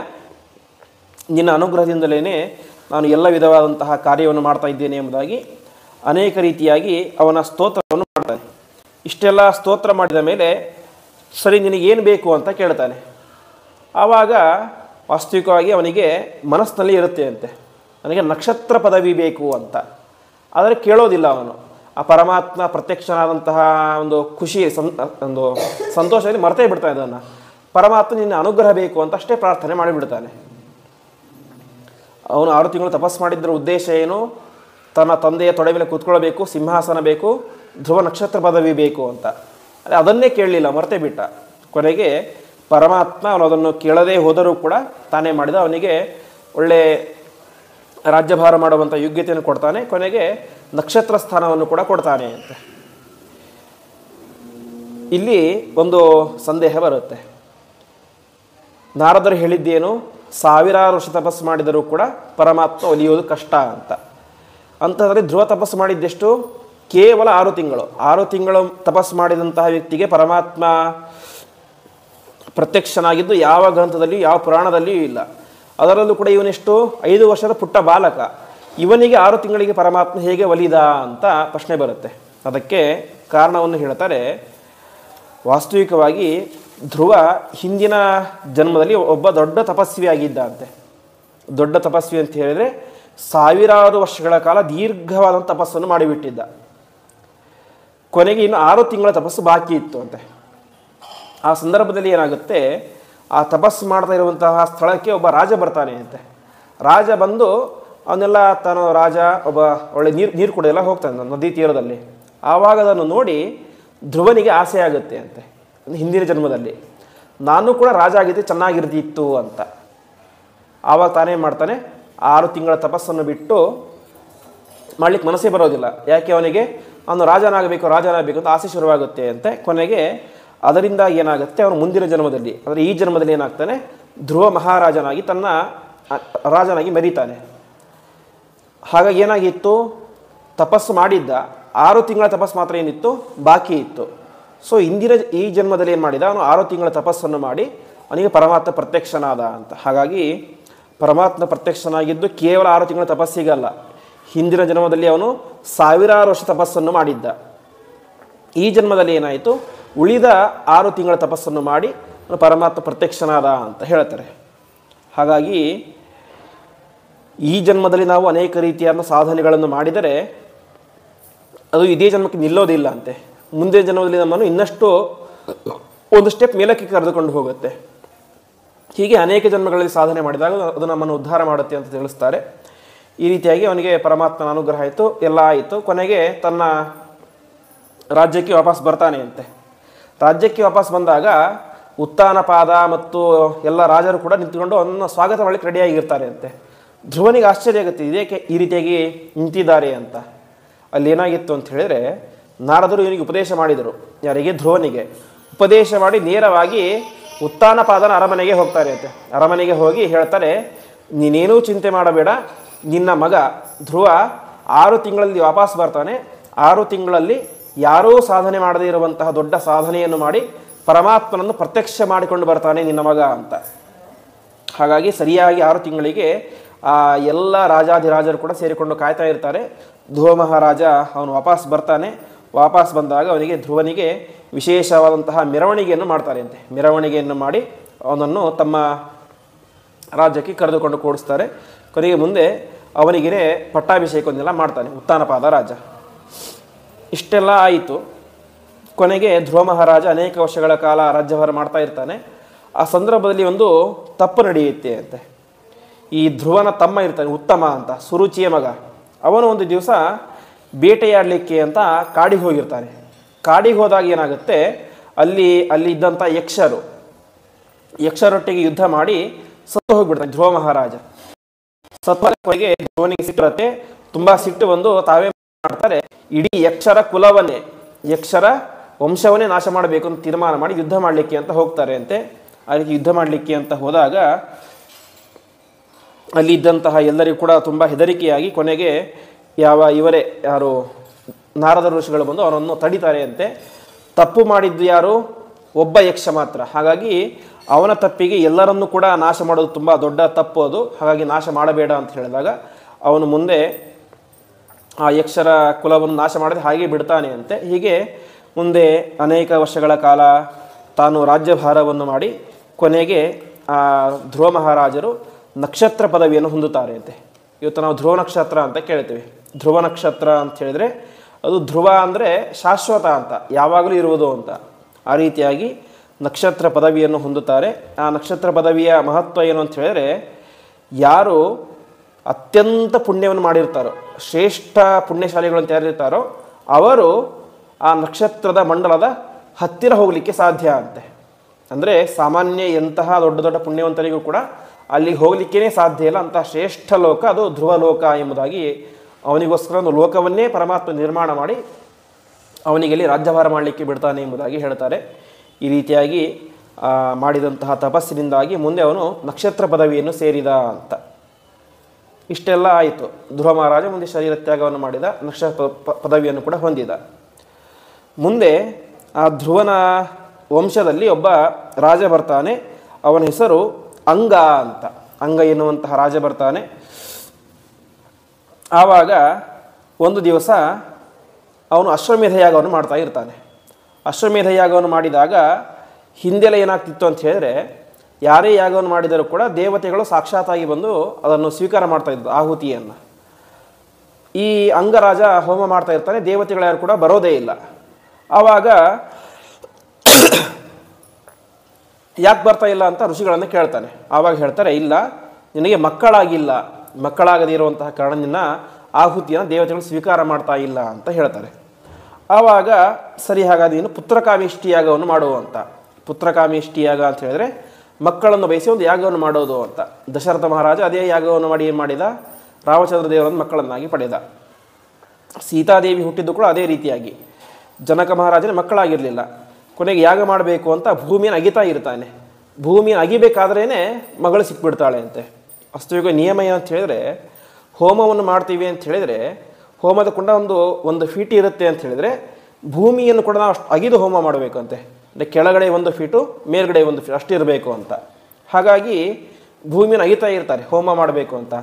ಆ ಅಗಿಬೇಕಾದ್ರೆ ನೇಗಿಲು ಅಂತ ಇರುತ್ತೆ. ಆ ನೇಗಿಲಿಗೆ ಒಂದು ಬುಟ್ಟಿ ಸಿಗುತ್ತೆ ಅಂತೆ.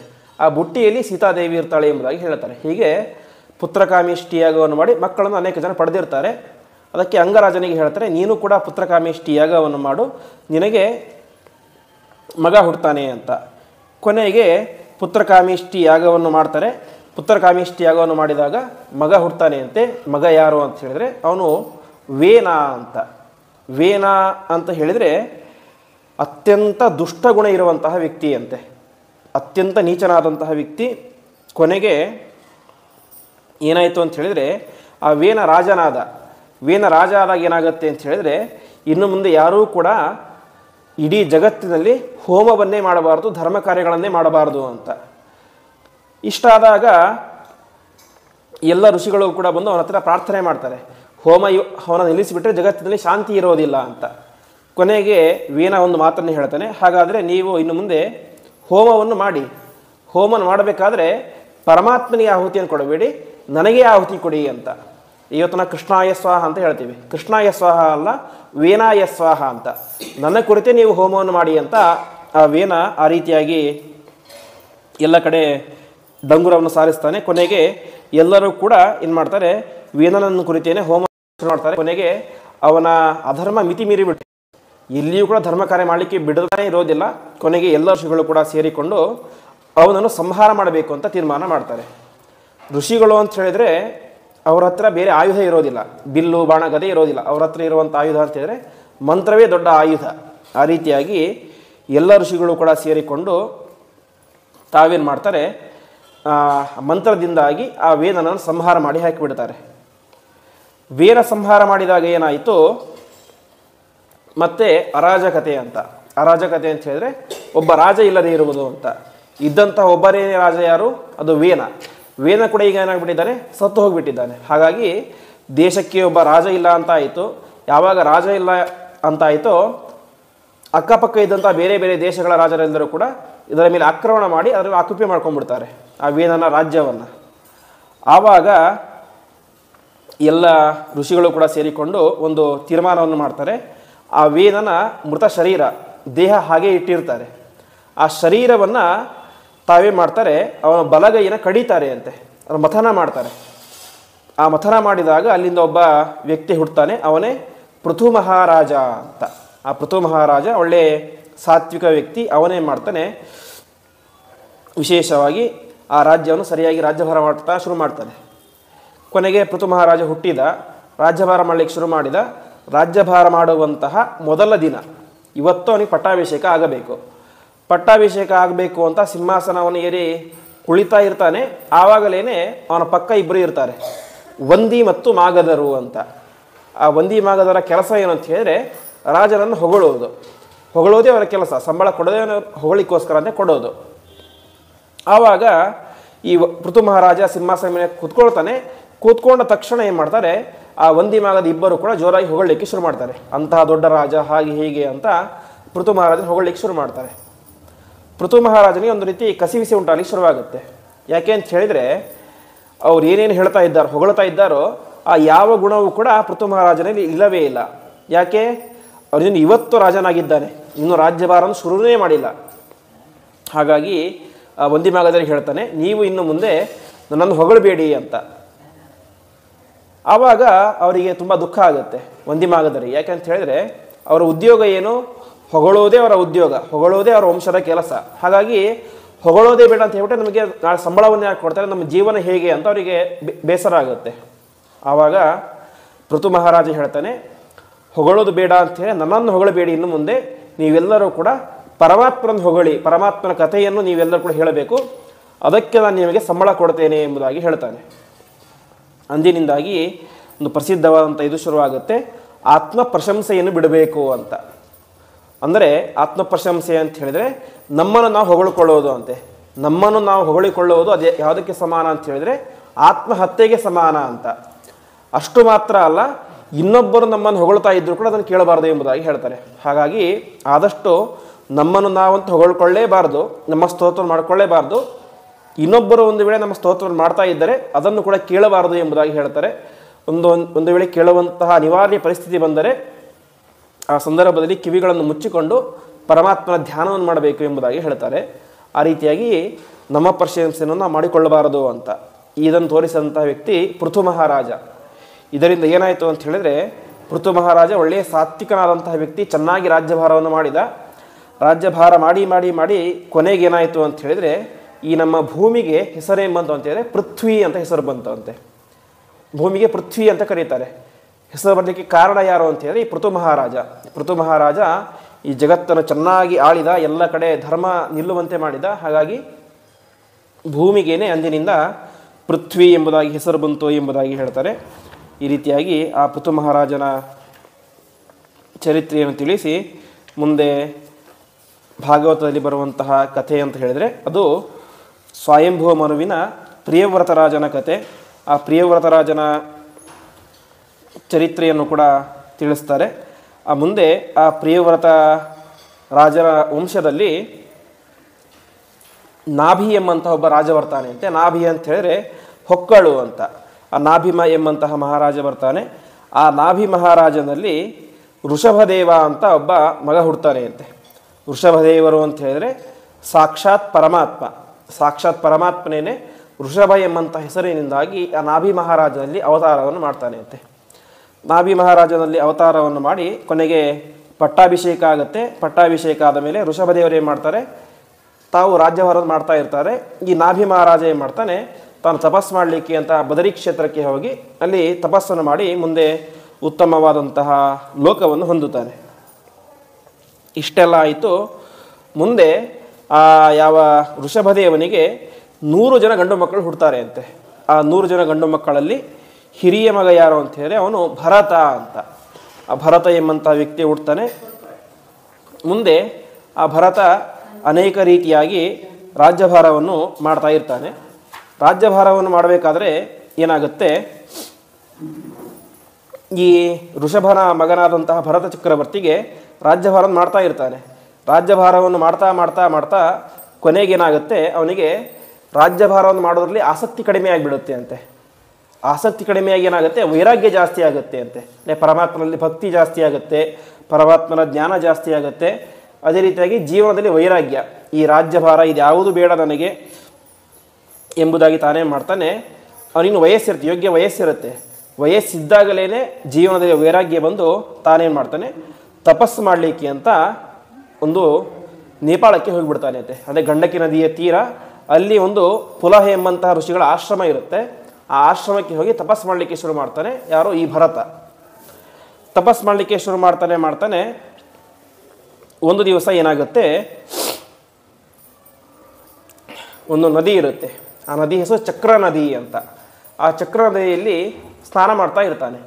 ಸ್ನಾನ ಮಾಡುವಂಥ ಸಂದರ್ಭದಲ್ಲಿ ಏನಾಗುತ್ತೆ, ಒಂದು ದೊಡ್ಡ ಹುಲಿ ಬರ್ತಾ ಇರುತ್ತೆ. ಆ ಹುಲಿಯ ಮುಂದ್ಗಡೆ ಒಂದು ಜಿಂಕೆ ಬರ್ತಾ ಇರುತ್ತೆ. ಆ ಜಿಂಕೆ ಗರ್ಭಿಣಿಯಾಗಿರುತ್ತೆ. ಗರ್ಭಿಣಿಯಾದಂತಹ ಜಿಂಕೆ ಅದನ್ನು ತಿನ್ನಬೇಕು ಅಂತ ಹಿಂದ್ಗಡೆಯಿಂದ ದೊಡ್ಡ ಹುಲಿ ಬರ್ತಾ ಇರುತ್ತೆ.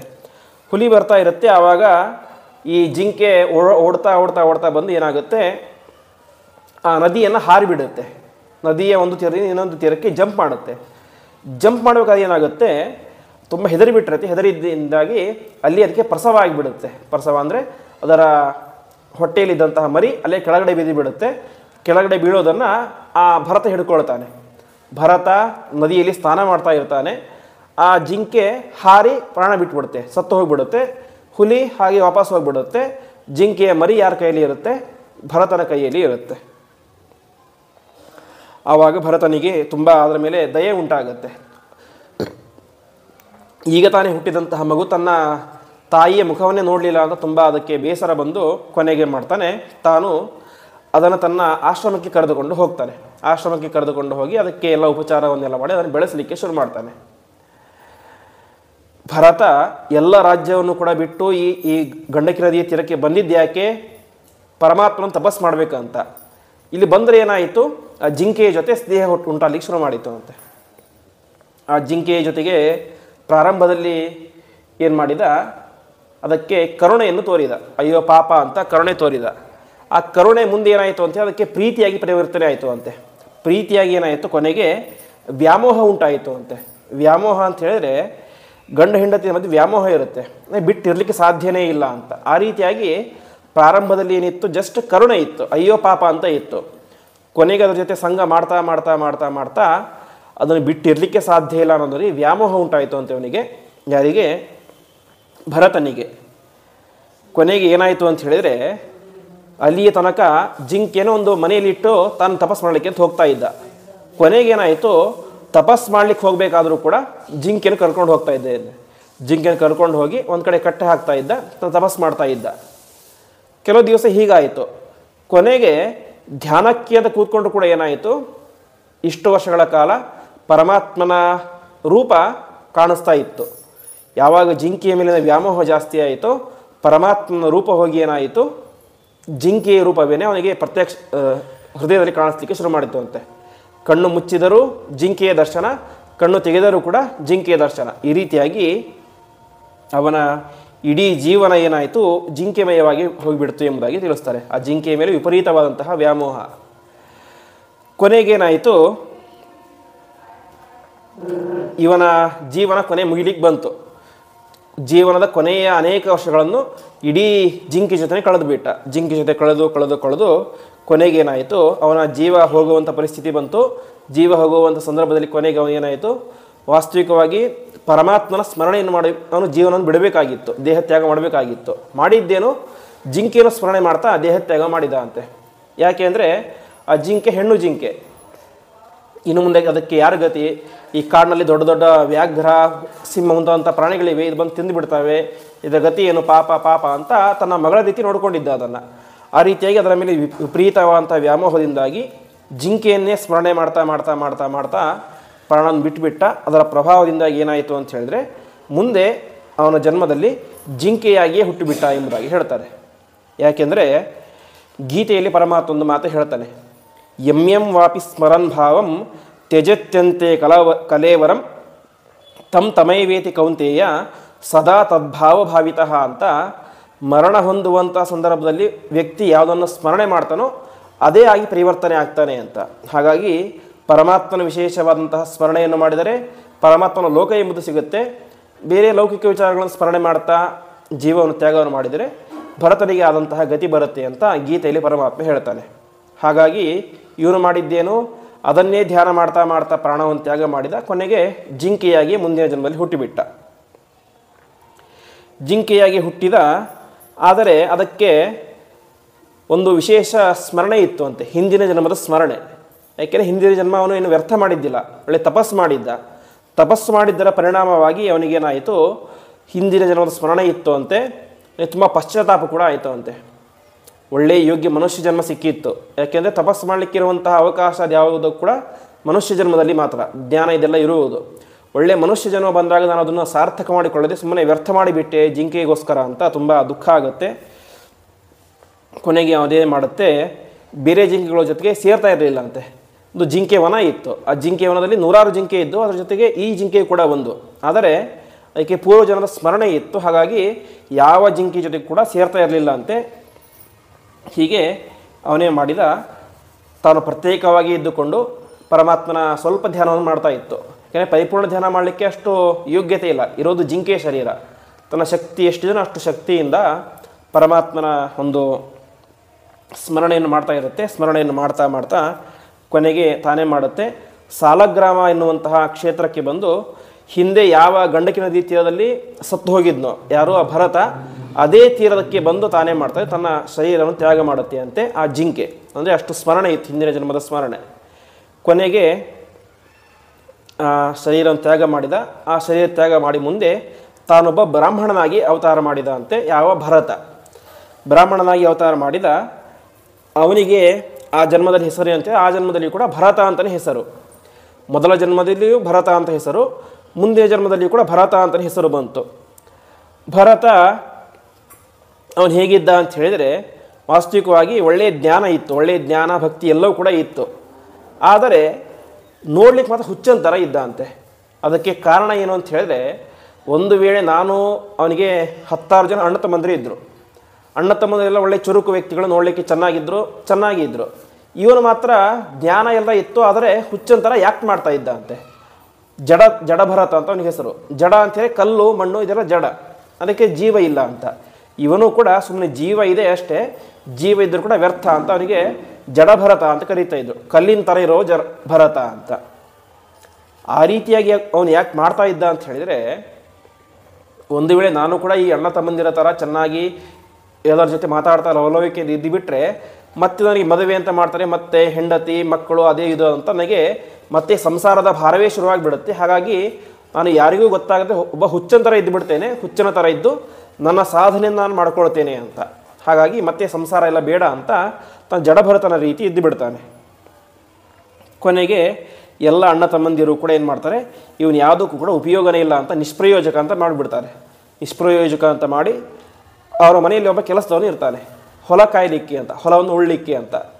ಕೊನೆಗೆ ಈ ಜಡಭರತನಿಗೆ ವಯಸ್ಸಾದಾಗ, ಅಂದರೆ ಒಂದು 25-30 ವಯಸ್ಸಾದಾಗ ಆ ಹೊಲ ಕಾಯುವನನ್ನು ಕೂಡ ಬಿಡಿಸಿ ಇವನನ್ನು ಹೊಲ ಕಾಯಲಿಕ್ಕೆ ಅಂತ ಕಳಿಸ್ಬಿಡ್ತಾರೆ. ಯಾಕೆ ಅಂತ ಹೇಳಿದ್ರೆ, ಮನೆಯಲ್ಲಿದ್ದರೆ ಏನು ಉಪಯೋಗ ಇಲ್ಲ, ಸುಮ್ಮನೆ ಅನ್ನದಂಡ ಅಷ್ಟೇ. ಹಾಗಾಗಿ ಹೊಲವನ್ನಾದರೂ ಕಾಯಲಿ ಅಂತ ಏನು ಮಾಡ್ತಾರೆ, ಹೊಲವನ್ನು ಕಾಯಲಿಕ್ಕೆ ಅಂತ ಬಿಟ್ಬಿಡ್ತಾರೆ. ಯಾರೋ ಅಣ್ಣ ತಮ್ಮಂದಿರು. ಅದೇ ತಂದೆ ತಾಯಿಗಳಿಗೆ ಇವನ ಮೇಲೆ ಅಭಿಮಾನ ಜಾಸ್ತಿ, ಮಗನ ಮೇಲೆ. ಎಷ್ಟಾದರೂ ಕೂಡ ಮಗನೇ ಆಗಿದ್ದಾನೆ. ಹಾಗಾಗಿ ಅವನಿಗೆ ಎಲ್ಲ ರೀತಿಯ ಸಂಸ್ಕಾರವನ್ನೆಲ್ಲ ಕೂಡ ಮಾಡ್ತಾರೆ, ಉಪನಯನ ಎಲ್ಲ ಸಂಸ್ಕಾರಗಳನ್ನು ಮಾಡ್ತಾರೆ. ಇಷ್ಟೆಲ್ಲ ಆಯಿತು. ಜಡಭರತ ತಾನೇನು ಮಾಡಿದ, ಕಾಡಿನಲ್ಲೇ ಇರ್ತಾ ಇದ್ದ, ಯಾವಾಗಲೂ ಕೂಡ ಹೊಲದಲ್ಲೇ ಇರ್ತಾ ಇದ್ದ. ಮನೆಗೆ ಬರೋದಿಲ್ಲ, ಹೊಲವನ್ನೇ ಕಾಯ್ತಾ ಇರ್ತೇನೆ ಅಂತ ಅಲ್ಲಿ ಇದ್ದುಕೊಂಡು ತನ್ನ ಸಾಧನೆಯನ್ನು ಮಾಡ್ಕೊಳ್ತಾ ಇದ್ದ. ಕೊನೆಗೆ ಸಿಕ್ಕಿದರೆ ಊಟ ಮಾಡೋದು, ಇಲ್ಲದೇ ಹೋದರೆ ಪರಮಾತ್ಮನ ಧ್ಯಾನವನ್ನು ಮಾಡೋದು. ಮಳೆ ಬರಲಿ, ಚಳಿ ಬರಲಿ, ಬಿಸಿಲಿರಲಿ, ಏನಾದರೂ ಕೂಡ ಅದಕ್ಕೆ ಲೆಕ್ಕನೆ ಮಾಡ್ತಾ ಇರಲಿಲ್ಲ ಅಂತೆ. ನಿರಂತರವಾಗಿ ಹಾಗೆಯೇ ಇದ್ದ. ಹೀಗೆ ಅನೇಕ ವರ್ಷ ಆಯಿತು. ಮನೆಗೆ ಬರ್ತಾನೆ ಇರಲಿಲ್ಲ ಅಂತೆ. ಮನೆಗೆ ಹೊಲಕ್ಕೆ ಬಂದು ತಂದೆ ತಾಯಿಗಳು ಕರಿತಾ ಇದ್ದು, ಮನೆಗೆ ಬಾ ಅಂತ. ಎಷ್ಟು ಕರೆದರೂ ಕೂಡ ಮನೆಗೆ ಬರ್ತಾನೆ ಇರಲಿಲ್ಲ, ಅಲ್ಲೇ ಹೊಲದಲ್ಲೇ ಕಾಲ ಕಳೀತಾ ಇದ್ದ. ಹೀಗೆ ಅನೇಕ ವರ್ಷ ಆಯಿತು. ಇಷ್ಟು ವರ್ಷ ಆದ ಮೇಲೆ ಅಲ್ಲಿ ಹತ್ತಿರ ಒಬ್ಬ ರಾಜ ಇರ್ತಾನೆ. ಆ ರಾಜ ಒಂದು ಹೋಮವನ್ನು ಮಾಡ್ತಾ ಇರ್ತಾನೆ. ಹೋಮದ ಉದ್ದೇಶ ಅಂತ ಹೇಳಿದ್ರೆ ಸಂತಾನ ಬೇಕು ಅಂತ, ಸಂತಾನ ಬೇಕು ಅಂತ ಭದ್ರಕಾಳಿ ಅಂತ ಒಂದು ಹೋಮವನ್ನು ಮಾಡ್ತಾ ಇರ್ತಾನೆ. ಅದಕ್ಕೆ ಒಬ್ಬ ಬಲಿಯನ್ನು ಕೊಡಬೇಕು. ಬಲಿ ಅಂತ ಹೇಳಿದ್ರೆ ಪ್ರಾಣಿ ಬಲಿ ಅಲ್ಲ, ಮನುಷ್ಯ ಬಲಿ, ನರಬಲಿಯನ್ನು ಕೊಡಬೇಕು ಅಂತ. ಸರಿ ಅಂತ ಯಾರಾದರೂ ಒಬ್ಬರು ವ್ಯಕ್ತಿ ಬೇಕು ಅಂತ ಕರ್ಕೊಂಬನ್ನಿ ಅಂತ ಅದನ್ನ ಸೇವಕರಿಗೆ ಹೇಳ್ತಾನೆ. ಅವರೆಲ್ಲ ಕಡೆ ಬಂದು ನೋಡ್ತಾರೆ. ಈ ಗದ್ದೆಯಲ್ಲಿ ಈ ಜಡಭರತ ಕೂತ್ಕೊಂಡಿರ್ತಾನೆ. ಇವನನ್ನು ಕರೆದುಕೊಂಡು ಬರ್ತಾರೆ. ಕರೆದುಕೊಂಡು ಬಂದು ತಾವೇ ಮಾಡ್ತಾರೆ, ಅದನ್ನು ನಿಲ್ಲಿಸ್ತಾರೆ. ಒಂದು ಕಡೆ ಕೈ ಕಟ್ಟಿ ನಿಲ್ಲಿಸಿ ತಲೆ ಬಗ್ಗಿಸ್ತಾರೆ. ತಲೆ ಬಗ್ಗಿಸಿ ಕಡಿಯುವಂಥ ಸ್ಥಳ ಇರುತ್ತೆ, ಅಲ್ಲಿಗೆ ತಲೆಯನ್ನು ಇಡ್ತಾರೆ. ಇಷ್ಟೆಲ್ಲ ಆದರೂ ಕೂಡ ಜಡಭರತನಿಗೆ ಅದರ ಎಚ್ಚರವೇ ಇರೋದಿಲ್ಲ ಅಂತೆ. ತನ್ನನ್ನು ಕೊಲ್ಲುವಂಥ ಪರಿಸ್ಥಿತಿ ಬಂದರೂ ಕೂಡ ಜಡಭರತನಿಗೆ ಅದರ ಯಾವುದರ ಎಚ್ಚರವೇ ಇಲ್ಲದಂತೆ ನಿಜವಾಗಿ ಜಡಭರತನೇ ಆಗಿದ್ದ. ಜಡ ಅಂತೇಳಿ ಕಲ್ಲಿನಂತೆ ಇದ್ದ ಅಂತ, ಏನಾದರೂ ಕೂಡ ಎಚ್ಚರವೇ ಆಗ್ತಾ ಇರಲಿಲ್ಲ ಅವನಿಗೆ. ಹಾಗೇ ಇದ್ದ. ಯಾವಾಗ ಒಬ್ಬ ಕೊಲ್ಲಲಿಕ್ಕೆ ಒಬ್ಬ ವ್ಯಕ್ತಿ ಇರ್ತಾನೆ, ಅವನು ಖಡ್ಗವನ್ನು ಎತ್ತುತ್ತಾನೆ ಕೊಲ್ಲಬೇಕು ಅಂತ. ಯಾವಾಗ ಖಡ್ಗವನ್ನು ಎತ್ತಿದನೋ ತಕ್ಷಣದಲ್ಲಿಯೇ ಆ ಭದ್ರಕಾಳಿ ಒಂದು ಮೂರ್ತಿ ಇರುತ್ತೆ, ಆ ಮೂರ್ತಿಯಿಂದ ಸಾಕ್ಷಾತ್ ಭದ್ರಕಾಳಿ ಏನೇ ಬಂದು ತಾನೇ ಮಾಡ್ತಾಳೆ, ಅಲ್ಲಿದ್ದಂತಹ ಎಲ್ಲ ರಾಜರ ಎಲ್ಲ ಶಿರಸ್ಸನ್ನು ಛೇದ ಮಾಡಿ, ನೀವು ಇಂತಹ ವ್ಯಕ್ತಿಯನ್ನು ಬಲಿ ಕೊಡುವುದು ತಪ್ಪು ಅಂತ. ಯಾಕೆ ದೊಡ್ಡ ಜ್ಞಾನಿಯಾಗಿದ್ದಾನೆ, ಇವನು ಬಲಿ ಕೊಡ್ತಾ ಇರೋ ತಪ್ಪು, ಹಾಗಾಗಿ ನಿಮ್ಮ ಸಂಹಾರವನ್ನು ಮಾಡ್ತೇನೆ ಅಂತ ಎಲ್ಲ ಆ ವ್ಯಕ್ತಿಗೆ ಸಂಹಾರವನ್ನು ಮಾಡಿಬಿಡ್ತಾರೆ. ಕೊನೆಗೆ ಅವನಿಗೆ ವಿಶೇಷವಾದ ಅನುಗ್ರಹವನ್ನು ಕೂಡ ಆ ಭದ್ರಕಾಳಿ ಮಾಡ್ತಾಳೆ ಅಂತೆ ಯಾರಿಗೆ, ಜಡಭರತನಿಗೆ. ಕೊನೆಗೆ ಇಷ್ಟೆಲ್ಲ ಆಯಿತು. ಜಡಭರತ ತೀರ್ಮಾನ ಮಾಡ್ತಾನೆ, ನಾನು ಇಲ್ಲಿಯೇ ಇದ್ದರೆ ಬರೀ ಇಷ್ಟೇ ಹೊಲ ಕಾಯೋದೇ ಆಗಿಬಿಡುತ್ತೆ, ಹಾಗಾಗಿ ತೀರ್ಥಯಾತ್ರೆ ಮಾಡೋಣ ಅಂತ ತೀರ್ಮಾನ ಮಾಡ್ತಾನೆ. ಅಲ್ಲಿಂದ ಅನೇಕ ಬದರಿ ಮುಂತಾದಂಥ ತೀರ್ಥಯಾತ್ರೆಗಳನ್ನು ಮಾಡ್ತಾ ಇರ್ತಾನೆ. ಮಾಡಬೇಕಾದ್ರೆ ಮಧ್ಯದಲ್ಲಿ ಸಿಂಧು ದೇಶ ಅಂತ ಇವತ್ತಿನ ಪಂಜಾಬ್ ದೇಶ, ಆ ಪಂಜಾಬ್ ದೇಶಕ್ಕೆ ಬರ್ತಾನೆ. ಅಲ್ಲಿಗೆ ಬಂದಾಗ ಅಲ್ಲಿ ಒಬ್ಬ ರಾಜ ಇರ್ತಾನೆ, ಅವನು ರಹುಗಣ ಅಂತ. ಆ ರಹುಗಣ ಎಂಬಂತಹ ರಾಜ ಏನು ಮಾಡ್ತಿರ್ತಾನೆ, ಕಪಿಲ ಋಷಿಗಳ ಆಶ್ರಮಕ್ಕೆ ಅಂತ ಹೋಗ್ತಾ ಇರ್ತಾನೆ. ಯಾರು, ದೇವಹೂತಿ ಮತ್ತು ಕರ್ದಮ ಪ್ರಜಾಪತಿಗಳ ಮಗ ಕಪಿಲ ಋಷಿಗಳು, ಅವರ ಆಶ್ರಮಕ್ಕೆ ಅಂತ ಹೋಗ್ತಾ ಇರ್ತಾನೆ. ಆಶ್ರಮಕ್ಕೆ ಹೋಗಬೇಕಾದ್ರೆ ಮೇಣೆಯಲ್ಲಿ ಪಲ್ಲಕ್ಕಿಲಿ ಹೋಗಬೇಕು ಅಂತ ರಾಜರು. ಪಲ್ಲಕ್ಕಿ ಹೊತ್ಕೊಳ್ಳಿಕ್ಕೆ 4 ಜನ ಬೇಕು, ಅಲ್ಲಿ 3 ಜನ ಮಾತ್ರ ಇರ್ತಾರೆ, ಇನ್ನೊಬ್ಬರಿಗೇನು ಹುಷಾರಿರೋದಿಲ್ಲ. ಆವಾಗ ಪಲ್ಲಕ್ಕಿ ಹೊತ್ಕೊಳ್ಬೇಕು ಅಂಥೇಳಿ ಒಬ್ಬ ಗಟ್ಟಿ ಮುಟ್ಟಿರಬೇಕು. ಹಾಗಾಗಿ ಅಂತ ಒಬ್ಬ ವ್ಯಕ್ತಿನ ಹುಡ್ಕೊಂಡು ಬನ್ನಿ ಅಂತ ತಾವೇನು ಮಾಡ್ತಾರೆ, ಕಳಿಸ್ತಾರೆ. ಆ 3 ಜನ ಹೋಗಿ ಕರ್ಕೊಂಡು ಬರ್ತಾರೆ ಜಡಭರತನನ್ನು. ಜಡಭರತ ಏನು ಹೇಳಿದ್ರು ಕೂಡ ಹೂ ಅಂತಿರ್ತಾನೆ. ಅದಕ್ಕೆ ಯಾಕೆಂದರೆ ಅವ್ನಿಗೆ ಎಚ್ಚರವೇ ಇರೋದಿಲ್ಲ. ಬರ್ತಾನೆ, ಹೊತ್ಕೊಳ್ತಾನೆ, ನಡೀತಾ ಇರ್ತಾನೆ. ಹಿಂದ್ಗಡೆ ಜಡಭರತ, ಮುಂದ್ಗಡೆ ಇಬ್ಬರು, ಹಿಂದ್ಗಡೆ ಇಬ್ಬರು ಪಲ್ಲಕ್ಕಿನ ಹೊತ್ಕೊಂಡು ಹೋಗ್ತಾ ಇರ್ತಾರೆ. ಪಲ್ಲಕ್ಕಿನ ಹೊತ್ಕೊಂಡಂತಹ ಈ ಜಡಭರತನಿಗೆ ತಾನು ಏನು ಮಾಡ್ತಿದ್ದೀನಿ ಅಂತ ಎಚ್ಚರವೇ ಇರೋದಿಲ್ಲ ಅಂತೆ, ಸುಮ್ಮನೆ ನಡೆದುಕೊಂಡು ಹೋಗ್ತಾ ಇರ್ತಾನೆ. ಆವಾಗ ಈ 3 ಜನ ಸರಿಯಾಗಿ ಹೊತ್ತಿರ್ತಾರೆ ಪಲ್ಲಕ್ಕಿಯನ್ನು, ಇವನಿಗೆ ಸರಿಯಾಗಿ ಹೊತ್ತಿರೋದಿಲ್ಲ, ಯಾಕೆಂದರೆ ಎಚ್ಚರವೇ ಇರೋದಿಲ್ಲ. ಮಧ್ಯದಲ್ಲಿ ಹೋಗ್ತಾ ಇರ್ತಾನೆ, ಚಿಕ್ಕ ಚಿಕ್ಕ ಕ್ರಿಮಿಗಳೆಲ್ಲ ಇರ್ತವೆ, ಇರುವೆ ಮುಂತಾದಂಥ ಕ್ರಿಮಿಗಳು. ಈ ಜಡಭರತ ಏನು ಮಾಡ್ತಾ ಇರ್ತಾನೆ, ನಾನು ಅದರ ಮೇಲೆ ಕಾಲಿಟ್ಟರೆ ಏನಾಗುತ್ತೆ, ಅದಕ್ಕೆ ತೊಂದರೆ ಆಗುತ್ತೆ ಅಂತ ಕೆಲವೊಂದು ಕಡೆ ಹಾರ್ಕೊಂಡು ಹೋಗ್ತಾ ಇರ್ತಾನೆ. ಅಂದರೆ ಒಂದು ಹೆಜ್ಜೆ ಹಾರೋದು, ಮುಂದೆ ಹೋಗೋದು ಅಂತ. ಇದರಿಂದ ಏನಾಗುತ್ತೆ, ಆ ಪಲ್ಲಕ್ಕಿಯಲ್ಲಿ ಕೂತಂತಹ ರಹುಗಣನಿಗೆ ತೊಂದರೆ ಆಗುತ್ತೆ. ಯಾಕೆಂದರೆ 3 ಜನ ಸರಿಯಾಗಿ ಹೊತ್ಕೊಂಡು ಹೋಗ್ತಾ ಇದ್ದಾರೆ, ಇವನು ಸರಿಯಾಗಿ ಹೊತ್ಕೊಂಡು ಹೋಗ್ತಾ ಇಲ್ಲ ಅಂತ ತನ್ನ ಸೇವಕರಿಗೆ ಬೈತಾನೆ ಅಂತೆ, ಸರಿಯಾಗಿ ಹೊತ್ಕೊಂಡು ಹೋಗಿ ಅಂತ. ಆವಾಗ ಸೇವಕರು ಹೇಳ್ತಾರೆ, ನಾವು ಸರಿಯಾಗಿ ಹೊತ್ಕೊಂಡು ಹೋಗ್ತಾ ಇದ್ದೇವೆ, ಆದರೆ ಈ ಜಡಭರತ ಇದ್ದಾರೆ, ಅವನು ಸರಿಯಾಗಿ ಹೊತ್ಕೊಳ್ತಾ ಇಲ್ಲ, ಹಾರಾಡ್ಕೊಂಡು ಹೋಗ್ತಾ ಇದ್ದಾನೆ ಅಂತ. ಆವಾಗ ಅವನೇನು ಮಾಡ್ತಾನೆ, ಸ್ವಲ್ಪ ಬೈತಾನೆ ಜಡಭರತನಿಗೆ, ನಾನು ಈ ದೊಡ್ಡ ರಾಜ್ಯದ ಚಕ್ರವರ್ತಿ, ನಾನು ಸರಿಯಾಗಿ ಹೊತ್ಕೊಂಡು ಹೋಗ್ತಾ ಇಲ್ಲಲ್ಲ ಎಂಬುದಾಗಿ ನಿನಗೆ ಬೈತಾನೆ. ಬೈದಾಗಲೂ ಕೂಡ ಅವನು ತಲೆನೇ ಕೆಡಿಸ್ಕೊಳ್ಳೋದಿಲ್ಲ, ಸುಮ್ಮನೆ ಹಾಗೆಯೇ ಹೋಗ್ತಾ ಇರ್ತಾನೆ. ಇಷ್ಟೆಲ್ಲ ಆಗಿದಾಗ ನಾನು ನಿನ್ನನ್ನು ಕೊಂದು ಬಿಡ್ತೇನೆ ಅಂತ ರಹುಗಣ ರಾಜ ಜಡಭರತನಿಗೆ ಹೆದರಿಸ್ತಾನೆ ಅಂತೆ. ಇಷ್ಟು ಹೆದರಿಸಿದಾಗ ಜಡಭರತನಿಗೆ ಒಂದು ಮಾತನ್ನು ಹೇಳಲಿಕ್ಕೆ ಶುರು ಮಾಡ್ತಾನೆ. ಜಡಭರತ ಉಪದೇಶ ಮಾಡಲಿಕ್ಕೆ ಶುರು ಮಾಡ್ತಾನೆ. ಯಾರಿಗೆ? ರಹುಗಣನಿಗೆ. ರಾಜ, ನೀನು ಇವತ್ತು ಈ ರಾಜ್ಯದ ರಾಜ, ಮುಂದೆ ನೀನೇನಾಗ್ತೀಯ, ನೀನು ಕೂಡ ಒಬ್ಬ ಶವವಾಗಿ ಸತ್ತು ಹೋಗಿಬಿಡ್ತೀಯ. ಆವಾಗ ನಿನ್ನ ಈ ರಾಜ್ಯ ಯಾವುದು ಕೂಡ ನಿನ್ನ ಜೊತೆಗೆ ಬರೋದಿಲ್ಲ. ಅದೇ ರೀತಿಯಾಗಿ ಇನ್ನೊಂದು ನೀನು ಹೇಳ್ತಾ ಇದ್ದೀಯಾ, ನೀನು ಪಲ್ಲಕ್ಕಿನೂ ಸರಿಯಾಗಿ ಹೊತ್ಕೊಂಡಿಲ್ಲ ಅಂತ.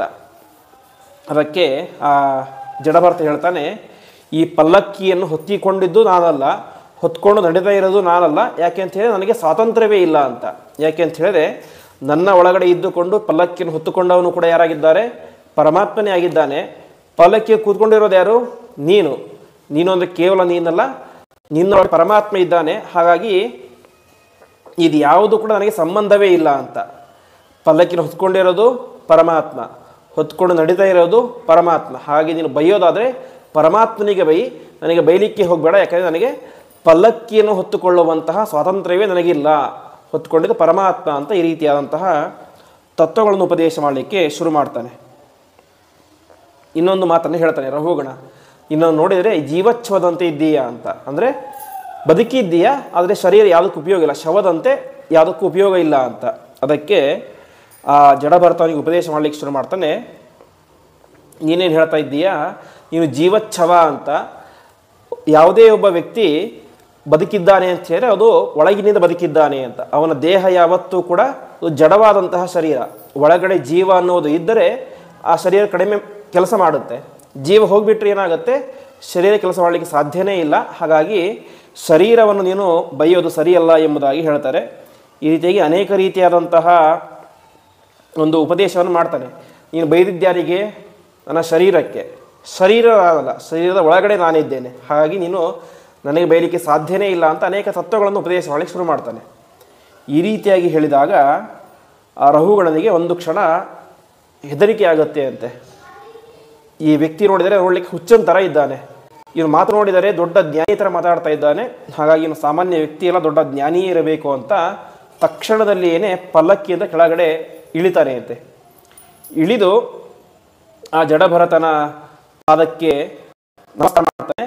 ನಮಸ್ಕಾರ ಮಾಡಿ, ನೀನು ಯಾರು ಅಂತ ಕೇಳಿದೆ. ಮೊದಲನೇದಾಗಿ, ನೀನು ನೋಡಿದರೆ ಸಾಮಾನ್ಯ ಯಾರೋ ಒಬ್ಬ ದನಕಾಯಿಯ ಥರ ಇದ್ದೀಯಾ, ಮಾತುಗಳನ್ನು ನೋಡಿದರೆ ದೊಡ್ಡ ಜ್ಞಾನಿಯ ಥರ ಇದ್ದೀಯಾ, ನೀನು ಕಪಿಲರೂಪಿ ಪರಮಾತ್ಮನೇ ನೀನಾ ಅಂತ ಕೇಳಿಬಿಡ್ತಾನೆ. ಯಾಕೆಂದರೆ ನಾನು ಹೋಗ್ತಾ ಇರೋದಿಲ್ಲಿಗೆ ಈಗ ಕಪಿಲ ಋಷಿಗಳ ಆಶ್ರಮಕ್ಕೆ, ನೀನೇ ಕಪಿಲರೂಪಿಯಾದಂತಹ ಪರಮಾತ್ಮನ ಅಂತ ಕೇಳ್ತಾನೆ ಅಂತೆ.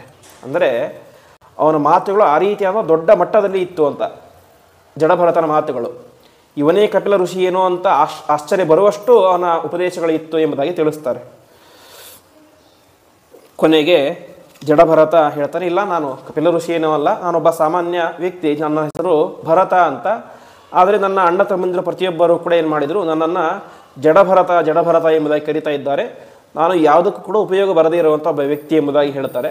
ಆವಾಗ ರಹುಗಣ ರಾಜ ಅವನಿಗೆ ವಿಶೇಷವಾಗಿ ಸಾಷ್ಟಾಂಗ ನಮಸ್ಕಾರವನ್ನು ಮಾಡಿ, ದಯವಿಟ್ಟು ನೀವು ಆ ರೀತಿಯಾಗಿ ಹೇಳಬೇಡಿ, ನೀವು ದೊಡ್ಡ ಋಷಿಗಳು, ದೊಡ್ಡ ಜ್ಞಾನಿಗಳು, ನೀವು ಜಡಭರತರಲ್ಲ, ಶ್ರೇಷ್ಠ ಜ್ಞಾನಿಗಳು ಎಂಬುದಾಗಿ ಅವನಿಗೆ ಸಾಷ್ಟಾಂಗ ನಮಸ್ಕಾರವನ್ನು ಮಾಡ್ತಾನೆ. ನಮಸ್ಕಾರ ಮಾಡಿ ತನಗಿರುವಂತಹ ಅನೇಕ ಸಂಶಯಗಳನ್ನು ಅವನ ಹತ್ರ ಪ್ರಶ್ನೆ ಕೇಳಲಿಕ್ಕೆ ಶುರು ಮಾಡ್ತಾನೆ ಅಂತೆ. ಅವನು ಕಪಿಲ ಋಷಿಗಳ ಆಶ್ರಮಕ್ಕೆ ಹೋಗ್ತಾ ಇದ್ದದ್ದು ಯಾಕೆ, ತನ್ನ ಸಂದೇಹಗಳನ್ನು ಕೇಳಲಿಕ್ಕೆ ಅಂತ. ಆವಾಗ ರಹುಗಣ ಹೇಳ್ತಾನೆ, ನಾನು ಇನ್ನೂ ಕಪಿಲ ಋಷಿಗಳ ಆಶ್ರಮಕ್ಕೆ ಹೋಗುವಂಥ ಅವಶ್ಯಕತೆ ಇಲ್ಲ. ಯಾಕೆ ಅಂತ ಹೇಳಿದ್ರೆ ನಿಮ್ಮಂತಹ ದೊಡ್ಡ ಜ್ಞಾನಿಗಳು ಸಿಕ್ಕಿದ್ದೀರಾ, ಹಾಗಾಗಿ ನಿಮ್ಮ ಹತ್ತಿರವೇನೆ ಆ ಒಂದು ಸಂದೇಹಗಳನ್ನು ಕೇಳ್ತೇನೆ ಎಂಬುದಾಗಿ ಹೇಳ್ತಾನೆ ಅಂತೆ. ಕೇಳಿ ಶುರು ಮಾಡ್ತಾನೆ, ನಮ್ಮ ಇಡೀ ಜೀವನ, ಆ ಜೀವನದಲ್ಲಿ ಅನೇಕ ರೀತಿಯಾದ ಕಷ್ಟಗಳು ಬರ್ತವೆ. ನಾವು ಎಷ್ಟೇ ಒಳ್ಳೆಯ ಕೆಲಸಗಳನ್ನು ಮಾಡ್ತೀವಿ ಅಂತ ಹೋದರೂ ಕೂಡ ನಮ್ಮ ಕೈಯಿಂದ ಮಾಡಲಿಕ್ಕಾಗೋದಿಲ್ಲ, ಕಷ್ಟಗಳೇ ಬರ್ತವೆ. ಅದಕ್ಕೆಲ್ಲ ಪ್ರಧಾನ ಕಾರಣ ಏನು ಅಂತ ಆ ರಹುಗಣ ರಾಜ ಜಡಭರತನ ಹತ್ರ ಪ್ರಶ್ನೆ ಕೇಳಲಿಕ್ಕೆ ಶುರು ಮಾಡ್ತಾನೆ ಅಂತೆ. ಆವಾಗ ಜಡಭರತ ಹೇಳ್ತಾನೆ, ನಮ್ಮ ಎಲ್ಲ ಕಷ್ಟಗಳಿಗಾಗಲಿ ದುಃಖಗಳಿಗಾಗಲಿ ಸುಖಗಳಿಗಾಗಲಿ ಪ್ರಧಾನವಾದಂತಹ ಕಾರಣ ಅದು ಮನಸ್ಸು ಅಂತ. ಯಾಕೆ ಅಂತ ಹೇಳಿದರೆ, ಇವತ್ತು ನಮ್ಮ ಕೈ ಏನೋ ಒಂದನ್ನು ಕೈ ಹಾಕಿ ತಿನ್ನಬೇಕು ಅಂತ ಹೇಳೋದಕ್ಕೆ ಕಾರಣ ಏನು, ಮನಸ್ಸು. ಮನಸ್ಸಿಗೆ ತಿನ್ನಬೇಕು ಅಂತ ಆಸೆ ಆದರೆ ಕೈ ಆಟೋಮೆಟಿಕ್ಕಾಗಿ ಅಲ್ಲಿ ಹೋಗುತ್ತೆ, ಅದನ್ನು ಬಾಯಿಗೆ ಹೋಗುತ್ತೆ. ಹೀಗೆ ನಮಗೆ 10 ಇಂದ್ರಿಯಗಳಿದ್ದಾವೆ. ಆ ಎಲ್ಲ 10 ಇಂದ್ರಿಯಗಳಿಗೆ ಪ್ರಧಾನವಾದಂತಹ ರಾಜ ಯಾರು ಅಂತ ಹೇಳಿದ್ರೆ ಅದು ಮನಸ್ಸು ಅಂತ. ಮನ ಏವ ಮನುಷ್ಯಾಣಂ ಕಾರಣಂ ಬಂಧಮೋಕ್ಷಯೋ ಅಂತ. ನಮಗೆ ಸುಖ ಆಗಲಿ ದುಃಖ ಆಗಲಿ ಅದಕ್ಕೆ ಪ್ರಧಾನವಾದಂತಹ ಕಾರಣ ಅದು ಮನಸ್ಸು ಅಂತ. ಹಾಗಾಗಿ ಮನಸ್ಸನ್ನು ಪರಿಶುದ್ಧವಾಗಿ ಇಟ್ಟುಕೊಂಡಾಗ ನಮಗೆ ದುಃಖ ಆಗೋದಿಲ್ಲ ಅಂತ ತಿಳಿಸ್ತಾರೆ. ಹಾಗಾದರೆ ಮನಸ್ಸನ್ನು ಪಕ್ವ ಮಾಡ್ಕೊಳ್ಳೋದು ಯಾವಾಗ ಅಂತ ಅದಕ್ಕೆ ಅವನು ಹೇಳಿಕ್ಕೆ ಶುರು ಮಾಡ್ತಾನೆ. ಒಂದು ಕಟ್ಟಿಗೆ ಇರುತ್ತೆ, ಆ ಕಟ್ಟಿಗೆಗೆ ಬೆಂಕಿಯನ್ನು ಹಚ್ಚಿದ್ರೆ ಏನಾಗುತ್ತೆ, ಚೆನ್ನಾಗಿ ಉರಿಯುತ್ತೆ. ಅದೇ ಆ ಕಟ್ಟಿಗೆ ಹಸಿಯಾಗಿ ಬಿಟ್ಟಿದ್ರೆ ಏನಾಗುತ್ತೆ, ಬೆಂಕಿಗಿಂತ ಹೊಗೆ ಜಾಸ್ತಿ ಆಗುತ್ತೆ. ಹೊಗೆ ಜಾಸ್ತಿಯಾಗಿ ಬೆಂಕಿ ಅದು ಉರಿಯೋದೇ ಇಲ್ಲ. ಯಾಕೆ, ಹಸಿಯಾಗಿರುತ್ತೆ. ಆವಾಗ ಏನು ಮಾಡಬೇಕು, ಆ ಕಟ್ಟಿಗೆಯನ್ನು ಬಿಸಿಲಿಗೆ ಇಟ್ಟು ಚೆನ್ನಾಗಿ ಒಣಗಿಸಿ ಅದಕ್ಕೆ ಬೆಂಕಿನ ಹಚ್ಚಿದರೆ ಅದೇನಾಗುತ್ತೆ, ಚೆನ್ನಾಗಿ ಹೊಗೆ ಬಾರದಂತೆ ಚೆನ್ನಾಗಿ ಉರಿದು ನಮಗೆ ಬೆಳಕನ್ನು ಕೊಡುತ್ತೆ. ಆ ಬೆಳಕಿನಿಂದಾಗಿ ನಾವೇನಾದರೂ ಕೆಲಸ ಮಾಡ್ಕೊಳ್ತೇವೆ ಬೆಳಕಿನಲ್ಲಿ. ಹಾಗೆ ಈ ಮನಸ್ಸು ಕೂಡ ಏನಾಗಿರುತ್ತೆ ಅಂತ ಹೇಳಿದ್ರೆ ಒದ್ದೆಯಾಗಿ ಬಿಟ್ಟಿರುತ್ತೆ ಅಂತೆ. ಯಾವುದರಿಂದ ಒದ್ದೆಯಾಗಿರುತ್ತೆ ಅಂತ ಹೇಳಿದ್ರೆ ಈ ಕಾಮ ಕ್ರೋಧ ಲೋಭ ಎಂಬಂತಹ ವೈರಿಗಳಿಂದಾಗಿ ಅದೇನಾಗಿರುತ್ತೆ, ಒಣಗಿ ತುಂಬ ಒದ್ದೆಯಾಗಿರುತ್ತೆ. ಹಾಗಾಗಿ ಅಂತಹ ಮನಸ್ಸು ನಮಗೆ ಚೆನ್ನಾಗಿ ಮಾರ್ಗದರ್ಶನ ಮಾಡಬೇಕು ಅಂತ ಹೇಳಿದ್ರೆ ಪ್ರಧಾನವಾಗಿ ಮಾಡಬೇಕಾದದ್ದು ಪರಮಾತ್ಮನ ಕಥೆಯ ಶ್ರವಣ ಅಂತೆ. ಒಂದು ಮಾತಿದೆ, ಶ್ರವಣ ಮನಕಾನಂದವೀವುದು ಭವಜನಿತ ದುಃಖಗಳ ಕಳೆಯುವುದು ಅಂತ. ಅಂದರೆ ಶ್ರವಣ ಅಂದರೆ ಕೇಳುವುದು. ಪರಮಾತ್ಮನ ಕಥೆಯನ್ನು ಕೇಳ್ತಾ ಕೇಳ್ತಾ ಕೇಳ್ತಾ ಹೊರಟಾಗ ಅದರಿಂದಾಗಿ ಏನಾಗುತ್ತೆ, ಮನಸ್ಸಿನಲ್ಲಿ ಇರುವಂತಹ ಎಲ್ಲ ಒದ್ದೆ ಕೂಡ ಒಣಗಿ ಹೋಗುತ್ತೆ ಅಂತೆ. ಒಣಗಿ ಹೋಗಿ ಮನಸ್ಸು ಒಳ್ಳೆ ಒಣಗಿದ ಕಟ್ಟಿಗೆ ಅಂತ ಆಗುತ್ತೆ. ಹೀಗೆ ಒಣಗಿದ ಕಟ್ಟಿಗೆ ಬೆಂಕಿಯನ್ನು ಹಚ್ಚಿದರೆ ಅದು ಚೆನ್ನಾಗಿ ಉರಿಯುತ್ತೋ ಆ ರೀತಿಯಾಗಿ ಮನಸ್ಸು ಕೂಡ ಅದಕ್ಕೆ ಸ್ವಲ್ಪ ಪರಮಾತ್ಮನ ಬಗ್ಗೆ ಸ್ವಲ್ಪ ಸಿಕ್ಕರೂ ಸಾಕು, ಒಂದು ಅಂಶ ಸಿಕ್ಕರೂ ಸಾಕು, ತಾನಾಗಿಯೇ ಮನಸ್ಸು ಏನಾಗುತ್ತೆ ಪರಮಾತ್ಮನ ವಿಶೇಷವಾದಂತಹ ಒಂದು ಜ್ಞಾನ ಬರಲಿಕ್ಕೆ ಕಾರಣ ಆಗುತ್ತೆ ಅಂತೆ. ಹಾಗಾಗಿ ಪ್ರಧಾನವಾಗಿ ಬೇಕಾದದ್ದು ಮನಸ್ಸನ್ನು ಸ್ವಚ್ಛ ಮಾಡಿಕೊಳ್ಳಬೇಕು ಅಂತ. ಮನಸ್ಸನ್ನು ಸ್ವಚ್ಛ ಮಾಡಿಕೊಳ್ಳಬೇಕು. ಅದೇ ರೀತಿಯಾಗಿ ನಾನು ಮತ್ತು ನನ್ನದು ಎನ್ನುವಂಥ ಅಭಿಮಾನ ಬಿಡಬೇಕು ಅಂತ. ಇವತ್ತು ಪ್ರಧಾನವಾಗಿ ದುಃಖಕ್ಕೆ ಕಾರಣ ಏನಂತ ಹೇಳಿದ್ರೆ ನಾನು ಮತ್ತು ನನ್ನದು ಅನ್ನುವಂತಹ ಅಭಿಮಾನ. ಪ್ರಧಾನವಾಗಿ ಒಬ್ಬ ವ್ಯಕ್ತಿಗೆ ತನ್ನವರ ಮೇಲೆ ಪ್ರೀತಿ ಜಾಸ್ತಿ ಇರುತ್ತೆ. ತನ್ನ ಹೆಂಡತಿ, ತನ್ನ ಗಂಡ, ತನ್ನ ಮಕ್ಕಳು, ತನ್ನ ತಂದೆ ತಾಯಿ, ತಾನು ಕಟ್ಟಿದ ಮನೆ, ತನ್ನ ಜಮೀನು, ತನ್ನ ವಾಹನ ಅಂತ ತನ್ನ ಮೇಲೆ ತನ್ನವರ ಮೇಲೆ ಅಭಿಮಾನ ಜಾಸ್ತಿ ಇರುತ್ತೆ. ಅದಕ್ಕೇನಾದರೂ ಆದರೆ ಏನಾಗುತ್ತೆ, ಸಡನ್ನಾಗಿ ದುಃಖ ಆಗಲಿ ಶುರುವಾಗುತ್ತೆ. ಅದಕ್ಕಿಂತ ಹೆಚ್ಚಿನ ಅಭಿಮಾನ ತನ್ನ ಮೇಲೆ ಇರುತ್ತೆ ಅಂತೆ. ಎಂತಹ ವ್ಯಕ್ತಿ ನನಗಿಂತ ನಾನು ಇನ್ನೊಬ್ಬರನ್ನು ಪ್ರೀತಿಸ್ತೇನೆ ಅಂತ ಹೇಳಿದರೂ ಕೂಡ ಪ್ರಧಾನವಾದಂಥ ಅಭಿಮಾನ ತನ್ನ ಮೇಲೆ ತನಗೆ ಜಾಸ್ತಿ ಇರುತ್ತೆ. ಹಾಗಾಗಿ ಎಲ್ಲ ದುಃಖಕ್ಕೂ ಕೂಡ ಪ್ರಧಾನ ಕಾರಣ ಅಭಿಮಾನ ಅಂತ. ಅದಕ್ಕೆ ಒಂದು ಸುಂದರವಾದಂತಹ ಒಂದು ದೃಷ್ಟಾಂತ ಅಂತ ಹೇಳಿದರೆ, ಇವತ್ತು ನಾವು ಪ್ರತಿನಿತ್ಯ ಅನೇಕ ನ್ಯೂಸ್ಗಳನ್ನು ಕೇಳಿದ್ದೇವೆ. ಅದರಲ್ಲಿ ಯಾವುದೋ ಒಂದು ವಿಮಾನ ಅಪಘಾತ ಆಯಿತು, ಇಷ್ಟು ಜನ ಸತ್ತು ಹೋದರು, ಇಷ್ಟು ಒಂದು ರೈಲು ಅಪಘಾತ ಆಯಿತು, ಸತ್ತು ಹೋದರು ಅಂತ ಕೇಳ್ತೇವೆ. ಆದರೆ ಕೇಳಿದಾಗ ಅಯ್ಯೋ ಹೌದಾ, ಸ್ವಲ್ಪ ಹೊತ್ತು ಒಂದು ನಿಮಿಷ ಇದಾಗುತ್ತೆ, ಹೌದಾ ಬಿಟ್ಟು ಬಿಡ್ತೇವೆ. ಅದು ಕಾಮನ್ ಆಗಿ ಪ್ರತಿನಿತ್ಯ ಅಪಘಾತಗಳು ಆಗ್ತಾ ಇರ್ತವೆ ಅಂತ ಬಿಟ್ಕೊಳ್ಬಿಡ್ತೇವೆ. ಅದೇ ಅಪಘಾತ ಆದಂತಹ ಟ್ರೈನಿನಲ್ಲೋ ವಿಮಾನದಲ್ಲಿ ನಮ್ಮ ಸಂಬಂಧಪಟ್ಟವ್ರು ಯಾರಾದರೂ ಇದ್ದರೆ ಅದರಿಂದ ಏನಾಗುತ್ತೆ, ವಿಪರೀತವಾದಂಥ ದುಃಖ ಆಗುತ್ತೆ. ಪ್ರತಿನಿತ್ಯ ಬಸ್ ಅಪಘಾತಗಳಾಗ್ತಾ ಇರ್ತವೆ, ಪ್ರತಿನಿತ್ಯ ಅನೇಕ ಜನ ಸಾಯ್ತಾ ಇರ್ತಾರೆ. ನಮಗೆ ದುಃಖ ಆಗೋದು ಯಾವಾಗ ನಮ್ಮವರಿಗೇನಾದರೂ ಆದಾಗ. ಹಾಗಾದರೆ ದುಃಖ ಆಗಲಿಕ್ಕೆ ಪ್ರಧಾನವಾದಂತಹ ಕಾರಣ ಏನು, ನಾನು ಮತ್ತು ನನ್ನವರು ಅಂತ ಅಭಿಮಾನ. ಆ ಅಭಿಮಾನವನ್ನು ತ್ಯಾಗ ಮಾಡಿದಾಗ ಏನಾಗುತ್ತೆ, ದುಃಖ ಎಂಬುದು ಕಡಿಮೆ ಆಗುತ್ತೆ ಎಂಬುದಾಗಿ ಹೇಳ್ತಾ ಇದ್ದಾರೆ. ಇದು ಸುಮ್ಮನೆ ಒಂದು ದೃಷ್ಟಾಂತ ಅಷ್ಟೇ. ಪ್ರಧಾನವಾಗಿ ಅಭಿಮಾನ ಇರಬಾರದು ಅಂತ. ಯಾಕೆ ಅಂತ ಹೇಳಿದರೆ, ಅಭಿಮಾನ ಎಂಬುದು ಹೇಗೆ ಒಬ್ಬ ವ್ಯಕ್ತಿಯನ್ನು ಅವನ ದೇಹಕ್ಕೆ ಬೆಂಕಿಯನ್ನು ಹಚ್ಚಿದ್ರೆ ಏನಾಗುತ್ತೆ, ಆ ಬೆಂಕಿ ಎಂಬುದು ಹತ್ತುತ್ತಾ ಅವನ ದೇಹವನ್ನು ಇಡೀ ಸುಟ್ಟು ಹಾಕಿಬಿಡುತ್ತೆ. ಹಾಗೆ ಅಭಿಮಾನ ಎಂಬುದು ಸ್ವಲ್ಪವೂ ಇರಬಾರದು ಎಂಬುದಾಗಿ ಹೇಳ್ತಾರೆ. ಸ್ವಲ್ಪ ಅಭಿಮಾನ ಇದ್ದರೂ ಕೂಡ ಅದೇರುತ್ತೆ, ನಮ್ಮ ಇಡೀ ದೇಹವನ್ನೇ ಆಕ್ರಮಣ ಮಾಡಿಕೊಂಡು ನಮ್ಮನ್ನೇ ನುಂಗಿ ಹಾಕಿಬಿಡುತ್ತೆ. ಹಾಗಾಗಿ ಪ್ರಧಾನವಾಗಿ ಅಭಿಮಾನ ಇರಬಾರದು. ಅದೇ ರೀತಿಯಾಗಿ ನಾನು ಬೇರೆ, ನನ್ನ ದೇಹ ಬೇರೆ ಅನ್ನುವಂಥ ಬುದ್ಧಿ ಇರಬೇಕು ಅಂತ. ಇವತ್ತು ಸಾಮಾನ್ಯವಾಗಿ ನಾವೇ ಮಾಡ್ತೀವಿ ಅಂತ ಹೇಳಿದ್ರೆ, ನಾವು ಯಾರು ಅಂತ ಹೇಳಿದ್ರೆ ನಮ್ಮ ದೇಹವನ್ನು ತೋರಿಸ್ತೇವೆ. ಅಂದರೆ ವಾಸ್ತವಿಕವಾಗಿ ನಾವು ಅಂದರೆ ನಮ್ಮ ದೇಹ ಅಲ್ಲ, ಅದರೊಳಗೆ ಇರುವಂತಹ ಆತ್ಮ. ಹಾಗಾಗಿ ಆತ್ಮನಿಗೆ ಈ ದೇಹ ಒಂದು ಹೇಗೆ ಒಂದು ನೀರನ್ನು ಹಾಕಬೇಕು ಅಂತ ಹೇಳಿ ಒಂದೇನು ಬೇಕು, ಪಾತ್ರೆ ಬೇಕು. ಪಾತ್ರೆಯಲ್ಲಿ ನೀರು ಇಡಲಿಕ್ಕೆ ಆಗೋದಿಲ್ಲ. ಹಾಗೆ ನೀರಿಗೆ ಬೇಕಾದಂತಹ ಪಾತ್ರೆ ಇದ್ದಂತೆ ಈ ದೇಹ ಎಂಬುದು. ದೇಹ ಇದ್ದರೆ ಆತ್ಮ ಏನಾದರೂ ಮಾಡಲಿಕ್ಕೆ ಸಾಧ್ಯ ಅಷ್ಟೇ, ಇಲ್ಲದೆ ಹೋದರೆ ಮಾಡಲಿಕ್ಕೆ ಸಾಧ್ಯ ಇಲ್ಲ. ಹಾಗಾಗಿ ನೀರಿನ ಉಪಯೋಗ ಆಗಬೇಕು ಅಂತ ಹೇಳಿದ್ರೆ ನೀರಿನಿಂದ ಒಂದು ಪಾತ್ರೆಯನ್ನು ಇಡಬೇಕು. ಪಾತ್ರೆ ಇಟ್ಟು ಅದು ಕಾಯಿಸೋದು, ಇನ್ನೊಂದೇನೋ ಮಾಡಿದರೆ ನೀರಿನಿಂದ ಉಪಯೋಗ ಆಗುತ್ತೆ. ಆದರೆ ನೀರೇ ಪಾತ್ರೆ ಅಲ್ಲ. ಹಾಗೆ ಆತ್ಮನ ಅಸ್ತಿತ್ವ ಬೇಕು, ಅದರಿಂದ ಅವನೇನು ಕೆಲಸ ಆಗಬೇಕು ಅಂತ ಹೇಳಿ ಅದಕ್ಕೆ ಏನು ಬೇಕು, ದೇಹ ಬೇಕು. ಅದು ಕೂಡ ಏನು, ಈ ಜನ್ಮದಲ್ಲಿ ಈ ದೇಹ, ಮುಂದಿನ ಜನ್ಮದಲ್ಲಿ ಇನ್ನೊಂದು ದೇಹ, ಹಿಂದಿನ ಜನ್ಮದಲ್ಲಿ ಇನ್ನೊಂದು ದೇಹ. ಹಾಗೆ ಆತ್ಮ ಒಬ್ಬನೇ, ಆದರೆ ಅವನಿಗೆ ಬರುವಂತಹ ದೇಹಗಳು ಮಾತ್ರ ಬೇರೆ ಬೇರೆ. ಹಾಗಾಗಿ ಪ್ರಧಾನವಾಗಿ ದೇಹದ ಮೇಲೆ ಅಭಿಮಾನ ಬಿಡಬೇಕು ಅಂತ. ಯಾಕೆ ಅಂತ ಹೇಳಿದ್ರೆ, ಒಬ್ಬ ವ್ಯಕ್ತಿ ನಮ್ಮ ಇವತ್ತು ಬೈದ ಅಂತ ಹೇಳಿ ಬೈದಿರೋದು ಅವನು ಯಾರಿಗೆ, ನಮ್ಮ ದೇಹಕ್ಕೆ, ಹೊರತು ನಮಗಲ್ಲ. ಹಾಗಾಗಿ ಆ ರೀತಿಯಾದಂಥ ಅಭಿಮಾನವನ್ನು ಬಿಟ್ಟಾಗ ಏನಾಗುತ್ತೆ, ನಮ್ಮ ದುಃಖ ಎಂಬುದು ನಾಶ ಆಗುತ್ತೆ ಎಂಬುದಾಗಿ ಹೇಳ್ತಾರೆ. ಈ ರೀತಿಯಾಗಿ ಅನೇಕ ರೀತಿಯಾದಂಥ ಉಪದೇಶಗಳನ್ನು ಮಾಡಿದಾಗ ಯಾವ ಜಡಭರತ ರಾಜನಿಗೆ ರಘುಗಣ ರಾಜ ಸಾಷ್ಟಾಂಗ ನಮಸ್ಕಾರವನ್ನು ಮಾಡ್ತಾನೆ. ನಮಸ್ಕಾರ ಮಾಡಿ ಹೇಳ್ತಾನೆ, ಇವತ್ತಿನಿಂದಾಗಿ ನನ್ನ ಜೀವನದ ದೊಡ್ಡ ಗುರು ಅಂತ ಹೇಳಿದ್ರೆ ಅದು ನೀವೇ ಅಂತ. ನನಗೆ ಕಪಿಲ ರೂಪಿಯ ಪರಮಾತ್ಮನ ಅವಶ್ಯಕತೆಯೇ ಇಲ್ಲ. ಯಾಕೆ ಅಂತ ಹೇಳಿದ್ರೆ, ಪರಮಾತ್ಮ ಸಾಕ್ಷಾತ್ತಾಗಿ ನನಗೆ ಒಂದು ಉಪದೇಶ ಮಾಡೋದಿಲ್ಲ. ಪರಮಾತ್ಮ ಯಾವುದೋ ಕೆಲವೊಂದು ಯುಗಗಳಲ್ಲಿ ಪರಮಾತ್ಮ ಅವತಾರ ಮಾಡಿರ್ತಾನೆ. ಉಳಿದ ಯುಗಗಳಲ್ಲಿ ನಮಗೆ ಯಾರು ಉಪದೇಶ ಮಾಡುವವರು ಅಂತ ಹೇಳಿದ್ರೆ ನಮ್ಮ ಗುರುಗಳನ್ನೇ ಉಪದೇಶವನ್ನು ಮಾಡುವಂಥವರು. ಹಾಗಾಗಿ ನೀನೇ ನಮಗೆ ದೊಡ್ಡ ಗುರು, ಇಂದಿನಿಂದಾಗಿ ನೀನೇ ನನಗೆ ಎಲ್ಲ ವಿಧವಾದಂಥ ಉಪದೇಶವನ್ನು ಮಾಡಬೇಕು ಅಂತ ಸಾಷ್ಟಾಂಗ ನಮಸ್ಕಾರ ಮಾಡಿ ಅವನನ್ನು ತನ್ನ ಗುರುವನ್ನಾಗಿ ಸ್ವೀಕಾರ ಮಾಡ್ತಾನೆ ಎಂಬುದಾಗಿ ತಿಳಿಸ್ತಾರೆ.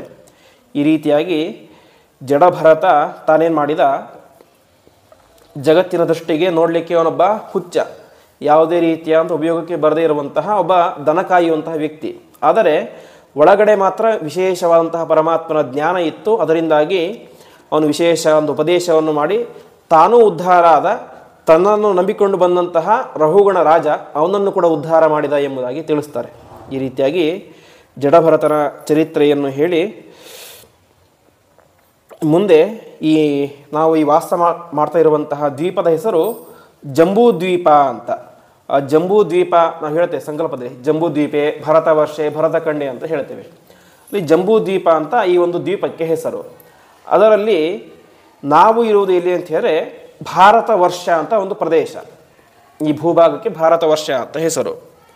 ಇದೇ ರೀತಿಯಾಗಿ ಒಟ್ಟು 9 ವರ್ಷಗಳು ಇದ್ದಾವೆ ಎಂಬುದಾಗಿ ಹೇಳ್ತಾರೆ.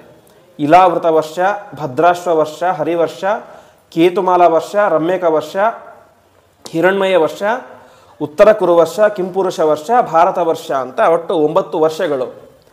ಅದರಲ್ಲಿ ಇಲಾವೃತ ಎಂಬಂತಹ ವರ್ಷದಲ್ಲಿ ಸಂಕರ್ಷಣ ರೂಪಿಯಾದಂತಹ ಪರಮಾತ್ಮ ಅಲ್ಲಿ ಸನ್ನಿಹಿತನಾಗಿರ್ತಾನೆ ಅಂತ. ಅದೇ ರೀತಿಯಾಗಿ 2ನೇ ವರ್ಷ ಭದ್ರಾಶ್ವ ವರ್ಷ ಅಂತ. ವರ್ಷ ಅಂತ ಹೇಳಿದ್ರೆ ಇಯರ್ ಅಂತ ಅರ್ಥ ಅಲ್ಲ, ಇದು ಪ್ರದೇಶ ಅಂತ ಅರ್ಥ, ಭದ್ರಾಶ್ವ ವರ್ಷ ಅಂತ. ಆ ಭದ್ರಾಶ್ವ ವರ್ಷದಲ್ಲಿ ಸಾಕ್ಷಾತ್ ಹಯಗ್ರೀವ ರೂಪಿಯಾದಂತಹ ಪರಮಾತ್ಮ ಅಲ್ಲಿ ವಾಸವಾಗಿರ್ತಾನೆ ಎಂಬುದಾಗಿ ಹೇಳ್ತಾರೆ. ಇವತ್ತು ವಿಶೇಷವಾಗಿ ಹಯಗ್ರೀವ ಜಯಂತಿ, ಹಯಗ್ರೀವ ದೇವರು ಅವತಾರ ಮಾಡಿದಂತಹ ಸ್ಥಳ, ಒಂದು ದಿವಸ. ವಿಶೇಷವಾಗಿ ಆಧಾರಂ ಸರ್ವವಿದ್ಯಾನಾಂ ಹಯಗ್ರೀವ ಉಪಾಸ್ಮಹೇ ಅಂತ ಎಲ್ಲ ವಿಧವಾದಂತಹ ವಿದ್ಯೆಗಳಿಗೆ ಮೂಲ ಯಾರು ಅಂತ ಅದು ಹಯಗ್ರೀವ ರೂಪಿಯಾದಂತಹ ಪರಮಾತ್ಮ ಅಂತೆ. ಹಯಗ್ರೀವಾತ್ ಇಮಾಹ ವಿದ್ಯಾ ಅಂತ ಎಲ್ಲ ವಿದ್ಯೆಗಳು ಕೂಡ ಹಯಗ್ರೀವ ರೂಪಿಯಾದಂತಹ ಪರಮಾತ್ಮನಿಂದಾಗಿ ಬಂದಿದ್ದು. ಅದೇ ರೀತಿಯಾಗಿ ಹಯಗ್ರೀವ ರೂಪಿಯಾದಂತಹ ಪರಮಾತ್ಮ ಮೂಲ ರಾಮಾಯಣವನ್ನು ರಚನೆ ಮಾಡಿದಂಥವರು ಅಂತ. ಇವತ್ತು ನಾವು ಓದುವಂತಹ ರಾಮಾಯಣ ವಾಲ್ಮೀಕಿ ರಾಮಾಯಣ, ಅದು ಇರುವುದು 24,000 ಶ್ಲೋಕ ಮಾತ್ರ. ಆದರೆ ಹಯಗ್ರೀವ ರೂಪಿಯಾದಂಥ ಪರಮಾತ್ಮ ಬರೆದಂತಹ ರಾಮಾಯಣ ಅದು ಮೂಲ ರಾಮಾಯಣ ಅಂತ. ಅದು ಶತಕೋಟಿ ಪ್ರವಿಸ್ತರಂ ಅಂತ 100 ಕೋಟಿ ಶ್ಲೋಕ ಇರುವಂತಹ ದೊಡ್ಡ ರಾಮಾಯಣ, ಅದು ಮೂಲ ರಾಮಾಯಣ. ಅದನ್ನು ತಾವು ರಚನೆ ಮಾಡಿ ತಮ್ಮ ಮಗನಾದಂತಹ ಚತುರ್ಮುಖ ಬ್ರಹ್ಮದೇವರಿಗೆ ಉಪದೇಶವನ್ನು ಮಾಡ್ತಾರೆ. ಕೊನೆಗೆ ಆ ಬ್ರಹ್ಮದೇವರು ಅದನ್ನು ನಾರದರಿಗೆ ಉಪದೇಶ ಮಾಡ್ತಾರೆ. ಆ ನಾರದರು ಯಾರಿಗೆ ಉಪದೇಶ ಮಾಡ್ತಾರೆ? ವಾಲ್ಮೀಕಿಗಳಿಗೆ ಉಪದೇಶ ಮಾಡ್ತಾರೆ. ಕೊನೆಗೆ ಆ ವಾಲ್ಮೀಕಿಗಳು ಅದನ್ನು 24,000 ಶ್ಲೋಕಕ್ಕೆ ಸಂಗ್ರಹವನ್ನು ಮಾಡಿ ಅದನ್ನು ಬರೀತಾರೆ ಅಂತ. ಈ ರೀತಿಯಾಗಿ ಹಯಗ್ರೀವ ರೂಪಿಯಾದಂತಹ ಪರಮಾತ್ಮ ಇವತ್ತಿಗೂ ಕೂಡ ಆ ಭದ್ರಾಶ್ವ ಎನ್ನುವಂಥ ಪ್ರದೇಶದಲ್ಲಿ ವಾಸವಾಗಿರ್ತಾರೆ ಎಂಬುದಾಗಿ ತಿಳಿಸ್ತಾರೆ. ಮುಂದೆ ಹರಿವರ್ಷ ಎನ್ನುವಂತಹ ಪ್ರದೇಶ, ಆ ಹರಿವರ್ಷ ಎನ್ನುವಂತಹ ಪ್ರದೇಶದಲ್ಲಿ ನರಸಿಂಹರೂಪಿಯಾದಂತಹ ಪರಮಾತ್ಮ ಮತ್ತು ಪ್ರಹ್ಲಾದ ರಾಜರು ಅಲ್ಲಿ ವಾಸವಾಗಿರ್ತಾರೆ. ಮತ್ತು ಕೇತುಮಾಲ ಎನ್ನುವಂತಹ ವರ್ಷ ಅಲ್ಲಿ ಪ್ರದ್ಯುಮ್ನ ರೂಪಿಯಾದಂತಹ ಪರಮಾತ್ಮ ವಾಸವಾಗಿರ್ತಾನೆ. ಮತ್ತು ರಮ್ಯಕ ಎನ್ನುವಂತಹ ವರ್ಷ, ರಮ್ಯಕ ವರ್ಷದಲ್ಲಿ ಮತ್ಸ್ಯರೂಪಿಯಾದಂತಹ ಪರಮಾತ್ಮ, ಅದೇ ರೀತಿಯಾಗಿ ಒಬ್ಬ ಮನು ವಾಸವಾಗಿರ್ತಾನೆ. ಮುಂದೆ ಹಿರಣ್ಮಯ ಎಂಬಂತಹ ವರ್ಷ ಅಲ್ಲಿ ಕೂರ್ಮರೂಪಿಯಾದಂತಹ ಪರಮಾತ್ಮ ವಾಸವಾಗಿರ್ತಾನೆ. ಆ ಕೂರ್ಮರೂಪಿಯಾದಂತಹ ಪರಮಾತ್ಮನನ್ನು ಅರ್ಯಮ ಎನ್ನುವಂತಹ ಸೂರ್ಯ, ಅನೇಕ ಜನ ಸೂರ್ಯರಿದ್ದಾರೆ, ಅದರಲ್ಲಿ ಒಬ್ಬ ಸೂರ್ಯ ಅರ್ಯಮ ಅಂತ, ಅರ್ಯ ಎಂಬಂತಹ ಸೂರ್ಯ ಅಲ್ಲಿ ವಾಸವಾಗಿರ್ತಾರೆ. ಕೊನೆಗೆ ಉತ್ತರ ಕುರು ಎನ್ನುವಂತಹ ವರ್ಷ, ಆ ಉತ್ತರ ಕುರು ಎನ್ನುವಂತಹ ವರ್ಷದಲ್ಲಿ ವರಾಹ ರೂಪಿಯಾದಂತಹ ಪರಮಾತ್ಮ ಮತ್ತು ಅವನ ಹೆಂಡತಿಯಾದಂತಹ ಭೂದೇವಿ ಅಲ್ಲಿ ವಾಸವಾಗಿರ್ತಾರೆ. ಮುಂದೆ ಕಿಂಪುರುಷ ಖಂಡ, ಕಿಂಪುರುಷ ಖಂಡದಲ್ಲಿ ವಿಶೇಷವಾಗಿ ರಾಮಚಂದ್ರ ದೇವರು ವಾಸವಾಗಿರ್ತಾರೆ. ಅದೇ ರೀತಿಗೆ ಅವನ ಸೇವೆಗೆ ಅಂತ ಲಕ್ಷ್ಮಣ ದೇವರು ಮತ್ತು ಹನುಮಂತ ದೇವರು ಇವತ್ತಿಗೂ ಕೂಡ ಅಲ್ಲಿ ವಾಸವಾಗಿದ್ದುಕೊಂಡು ಅವರ ಸೇವೆಯನ್ನು ಮಾಡ್ತಾ ಇರ್ತಾರೆ. ಮುಂದೆ ಕೊನೆಯ ವರ್ಷ ಅದು ಭಾರತ ವರ್ಷ ಅಂತ. ಈ ಭಾರತ ವರ್ಷದಲ್ಲಿ ಪರಮಾತ್ಮ ಎಲ್ಲಿದ್ದಾನೆ ಅಂತ, ಅದಕ್ಕೆ ಭಾರತ ವರ್ಷದಲ್ಲಿ ಪರಮಾತ್ಮ ನರನಾರಾಯಣ ರೂಪದಿಂದಾಗಿ ಸನ್ನಿಹಿತನಾಗಿದ್ದಾನೆ ಅಂತ ಇಲ್ಲಿ ಅಂತ ಹೇಳಿದ್ರೆ ಆ ಬದರಿ ಕ್ಷೇತ್ರದಲ್ಲಿ, ಆ ಬದರಿ ಕ್ಷೇತ್ರದಲ್ಲಿ ದೇವಾಲಯದ ಹಿಂಭಾಗದಲ್ಲಿ ಇದ್ದಂತಹ ಯಾವ 2 ಪರ್ವತಗಳಿದ್ದಾವೆ, ನರನಾರಾಯಣ ಎನ್ನುವಂತಹ ಪರ್ವತ ಸಾಕ್ಷಾತ್ ಪರಮಾತ್ಮನೇನೆ ಆ ನರನಾರಾಯಣ ರೂಪದಿಂದಾಗಿ ಅಲ್ಲಿ ವಾಸ್ತವಿಕವಾಗಿ ಇದ್ದುಕೊಂಡು ತಪಸ್ಸು ಮಾಡಿದಂತಹ ಸ್ಥಳ ಅದು. ಅವನೇ ತಪಸ್ಸು ಮಾಡಿದ್ದು, ಪರಮಾತ್ಮನೇನೆ.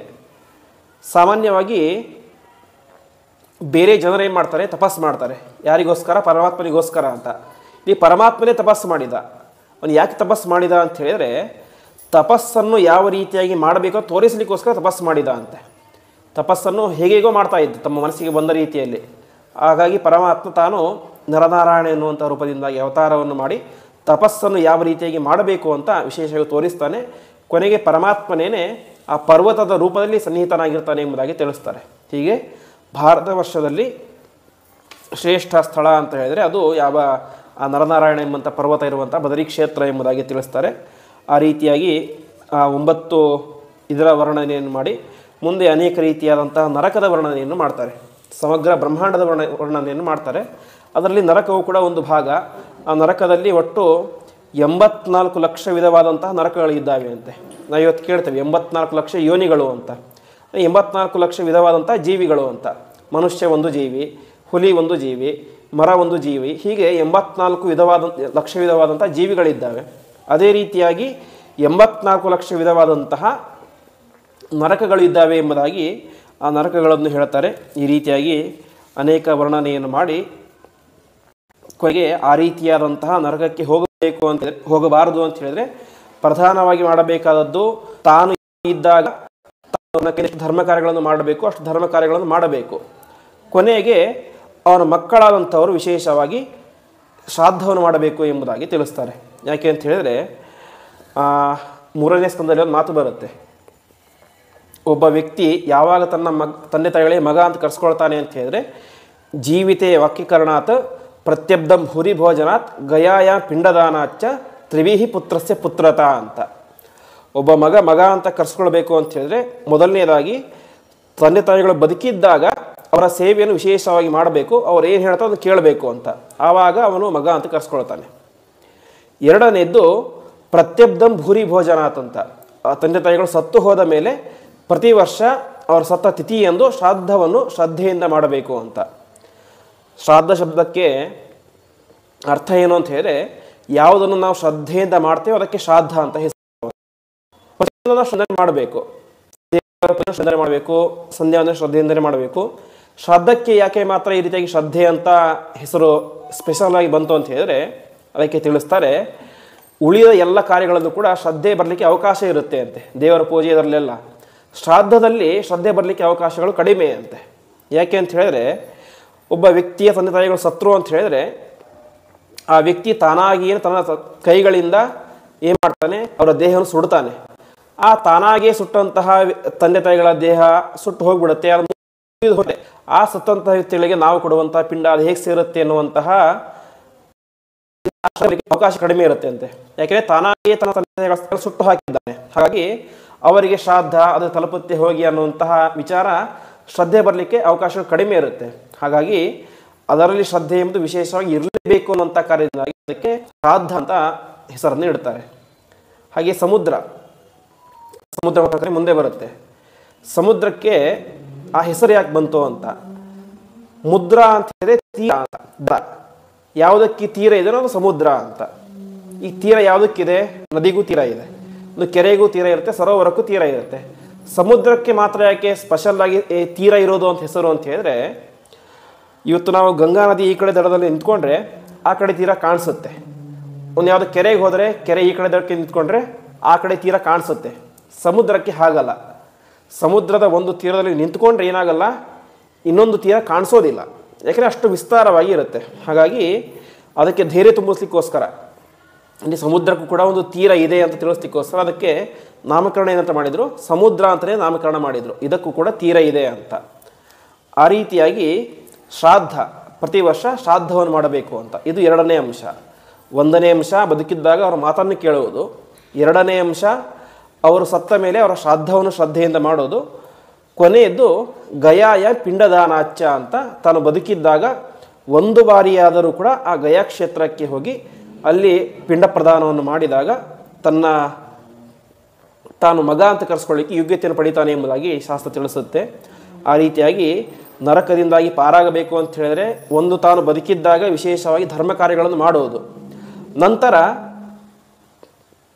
ಅವನ ಮಕ್ಕಳು ಸರಿಯಾಗಿ ಶ್ರಾದ್ದಾದಿಗಳನ್ನು ಮಾಡಿದಾಗ ಅವನು ಉದ್ಧಾರ ಆಗುತ್ತೆ ಎಂಬುದಾಗಿ ತಿಳಿಸ್ತಾರೆ. ಈ ರೀತಿಯಾಗಿ ವಿಶೇಷವಾಗಿ ಸಮಗ್ರ ಭೂಮಂಡಲದ ವರ್ಣನೆಯನ್ನು ಮಾಡಿ ಅದರಲ್ಲಿರುವಂತಹ 9 ವರ್ಷಗಳು, ಆ 9 ವರ್ಷಗಳನ್ನು ತಿಳಿಸಿ ಕೊನೆಗೆ ನರಕಗಳನ್ನು ತಿಳಿಸಿ ಆ ನರಕದಿಂದ ಪಾರಾಗಬೇಕು ಅಂತ ಹೇಳಿದರೆ ನಿರಂತರವಾಗಿ ಸತ್ಕರ್ಮಗಳನ್ನು ಮಾಡ್ತಾ ಇದ್ದಾಗ ಅದರಿಂದ ಉದ್ಧಾರ ಆಗುತ್ತೆ ಎಂಬುದಾಗಿ ತಿಳಿಸ್ತಾರೆ.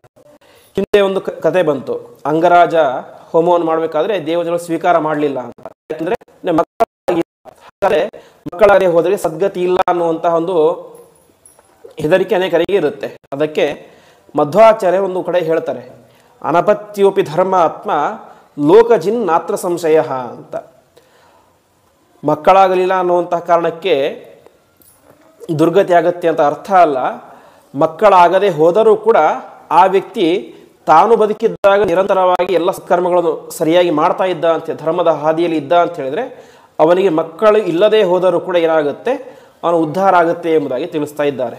ಹಾಗಾಗಿ ಮಕ್ಕಳಾಗದೆ ಹೋದರೆ ಉತ್ತಮ ಲೋಕ ಪ್ರಾಪ್ತಿಯಾಗಲ್ಲ ಅನ್ನೋದು ಸಾಮಾನ್ಯ ನಿಯಮ. ಆದರೆ ಮಕ್ಕಳಾಗದೇ ಹೋದರೂ ಕೂಡ ಆ ವ್ಯಕ್ತಿ ತಾನು ಜೀವನಾವಧಿಯಲ್ಲಿ ಸತ್ಕರ್ಮಗಳನ್ನು ಮಾಡಿದ್ದ ಅಂತ ಹೇಳಿದ್ರೆ ಮುಂದೆ ಅವನಿಗೆ ಆ ಒಂದು ಕಾರ್ಯಗಳನ್ನು ಮಾಡುವಂತಹ ವ್ಯಕ್ತಿ ಇಲ್ಲದೇ ಹೋದರೂ ಕೂಡ ತನ್ನ ಉದ್ಧಾರವನ್ನು ತಾನೇ ಮಾಡ್ಕೊಳ್ಬೋದು ಅನ್ನುವಂಥ ವಿಚಾರವನ್ನು ತಿಳಿಸ್ತಾರೆ. ಆ ರೀತಿಯಾಗಿ ಈ ರೀತಿಯಾದ ಸತ್ಕರ್ಮಗಳಿಂದಾಗಿ ಆ ನರಕದ ಬಾಧೆ ಎಂಬುದು ಪರಿಹಾರ ಆಗುತ್ತೆ. ವಿಶೇಷವಾಗಿ ಈ ಭಾಗವತದ ಮಹತ್ವ ಏನಂತ ಹೇಳಿದರೆ, ನಾವು ನಿನ್ನೆ ಕೇಳಿದಂತೆ ಆ ದುಂದುಕಾರಿಯ ಪ್ರೇತತ್ವ ಜನ್ಮ ಎಂಬುದೇ ಹೋಗಿಬಿಡುತ್ತು. ಪ್ರೇತ ಜನ್ಮ ಅಂತ ಹೇಳಿದ್ರೆ ಹಸಿವೆ ಆಗುತ್ತೆ, ನೀರಡಿಕೆ ಆಗುತ್ತೆ, ಮನುಷ್ಯರಿಗೆ ಏನೇನಾಗಬೇಕು ಎಲ್ಲವೂ ಕೂಡ ಆಗುತ್ತೆ. ನೀರು ಮುಂದೆ ಇರುತ್ತೆ, ಹಣ್ಣು ಮುಂದೆ ಇರುತ್ತೆ, ಆದರೆ ತಿನ್ನಲಿಕ್ಕಾಗೋದಿಲ್ಲ. ಯಾಕೆಂದರೆ ತಿನ್ನಲಿಕ್ಕೆ ಶರೀರವೇ ಇರೋದಿಲ್ಲ. ಶರೀರವೇ ಇಲ್ಲದೆ ಇರುವಂತಹ ಒಂದು ವಿಶಿಷ್ಟ ಒಂದು ಜನ್ಮ ಅಂತ ಹೇಳಿದ್ರೆ ಪ್ರೇತ ಜನ್ಮ ಅಂತ. ಎಲ್ಲವೂ ಕೂಡ ಆಗ್ತದೆ, ಹಸಿವೆ ಆಗುತ್ತೆ, ನೀರಡಿಕೆ ಆಗುತ್ತೆ, ನೀರು ಕುಡಿಲಿಕ್ಕೆ ಆಗೋದಿಲ್ಲ, ಹಣ್ಣು ತಿನ್ನಲಿಕ್ಕೆ ಆಗೋದಿಲ್ಲ, ಮುಂದೆ ಪಂಚಭಕ್ಷ ಪರಮಾನ್ನ ಇಟ್ಟರು ಕೂಡ ಏನಾಗೋದಿಲ್ಲ, ತಿನ್ನಲಿಕ್ಕೆ ಸಾಧ್ಯ ಆಗೋದಿಲ್ಲ. ಅದೇ ಪ್ರೇತ ಜನ್ಮದ ಒಂದು ನಿಯಮ.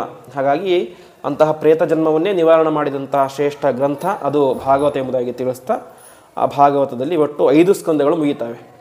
ಭಾಗವತದಲ್ಲಿ ಹೇಳುವಂತೆ ಮೊದಲ ಒಂದು ದಿನ 3 ಸ್ಕಂದಗಳನ್ನು ಕೇಳಬೇಕು, 2ನೇ ದಿನ ಮುಂದಿನ 2 ಸ್ಕಂದಗಳನ್ನು ಕೇಳಬೇಕು, ಮುಂದಿನ 3ನೇ ದಿನ ಮುಂದಿನ 2ನೇ ಸ್ಕಂದ, ಅಂದರೆ 6 ಮತ್ತು 7ನೇ ಸ್ಕಂದವನ್ನು ಕೇಳಬೇಕು ಎಂಬುದಾಗಿ ತಿಳಿಸ್ತಾರೆ. ಮುಂದಿನ 6 ಮತ್ತು 7ನೇ ಸ್ಕಂದದ ಚಿಂತನೆಯನ್ನು ನಾಳೆ ದಿವಸ ಮಾಡೋಣ ಎಂಬುದಾಗಿ ಹೇಳುತ್ತಾ ಇಂದಿನ ಪ್ರವಚನವನ್ನು ಶ್ರೀಕೃಷ್ಣ ಪ್ರಣಮಸ್ತೆ.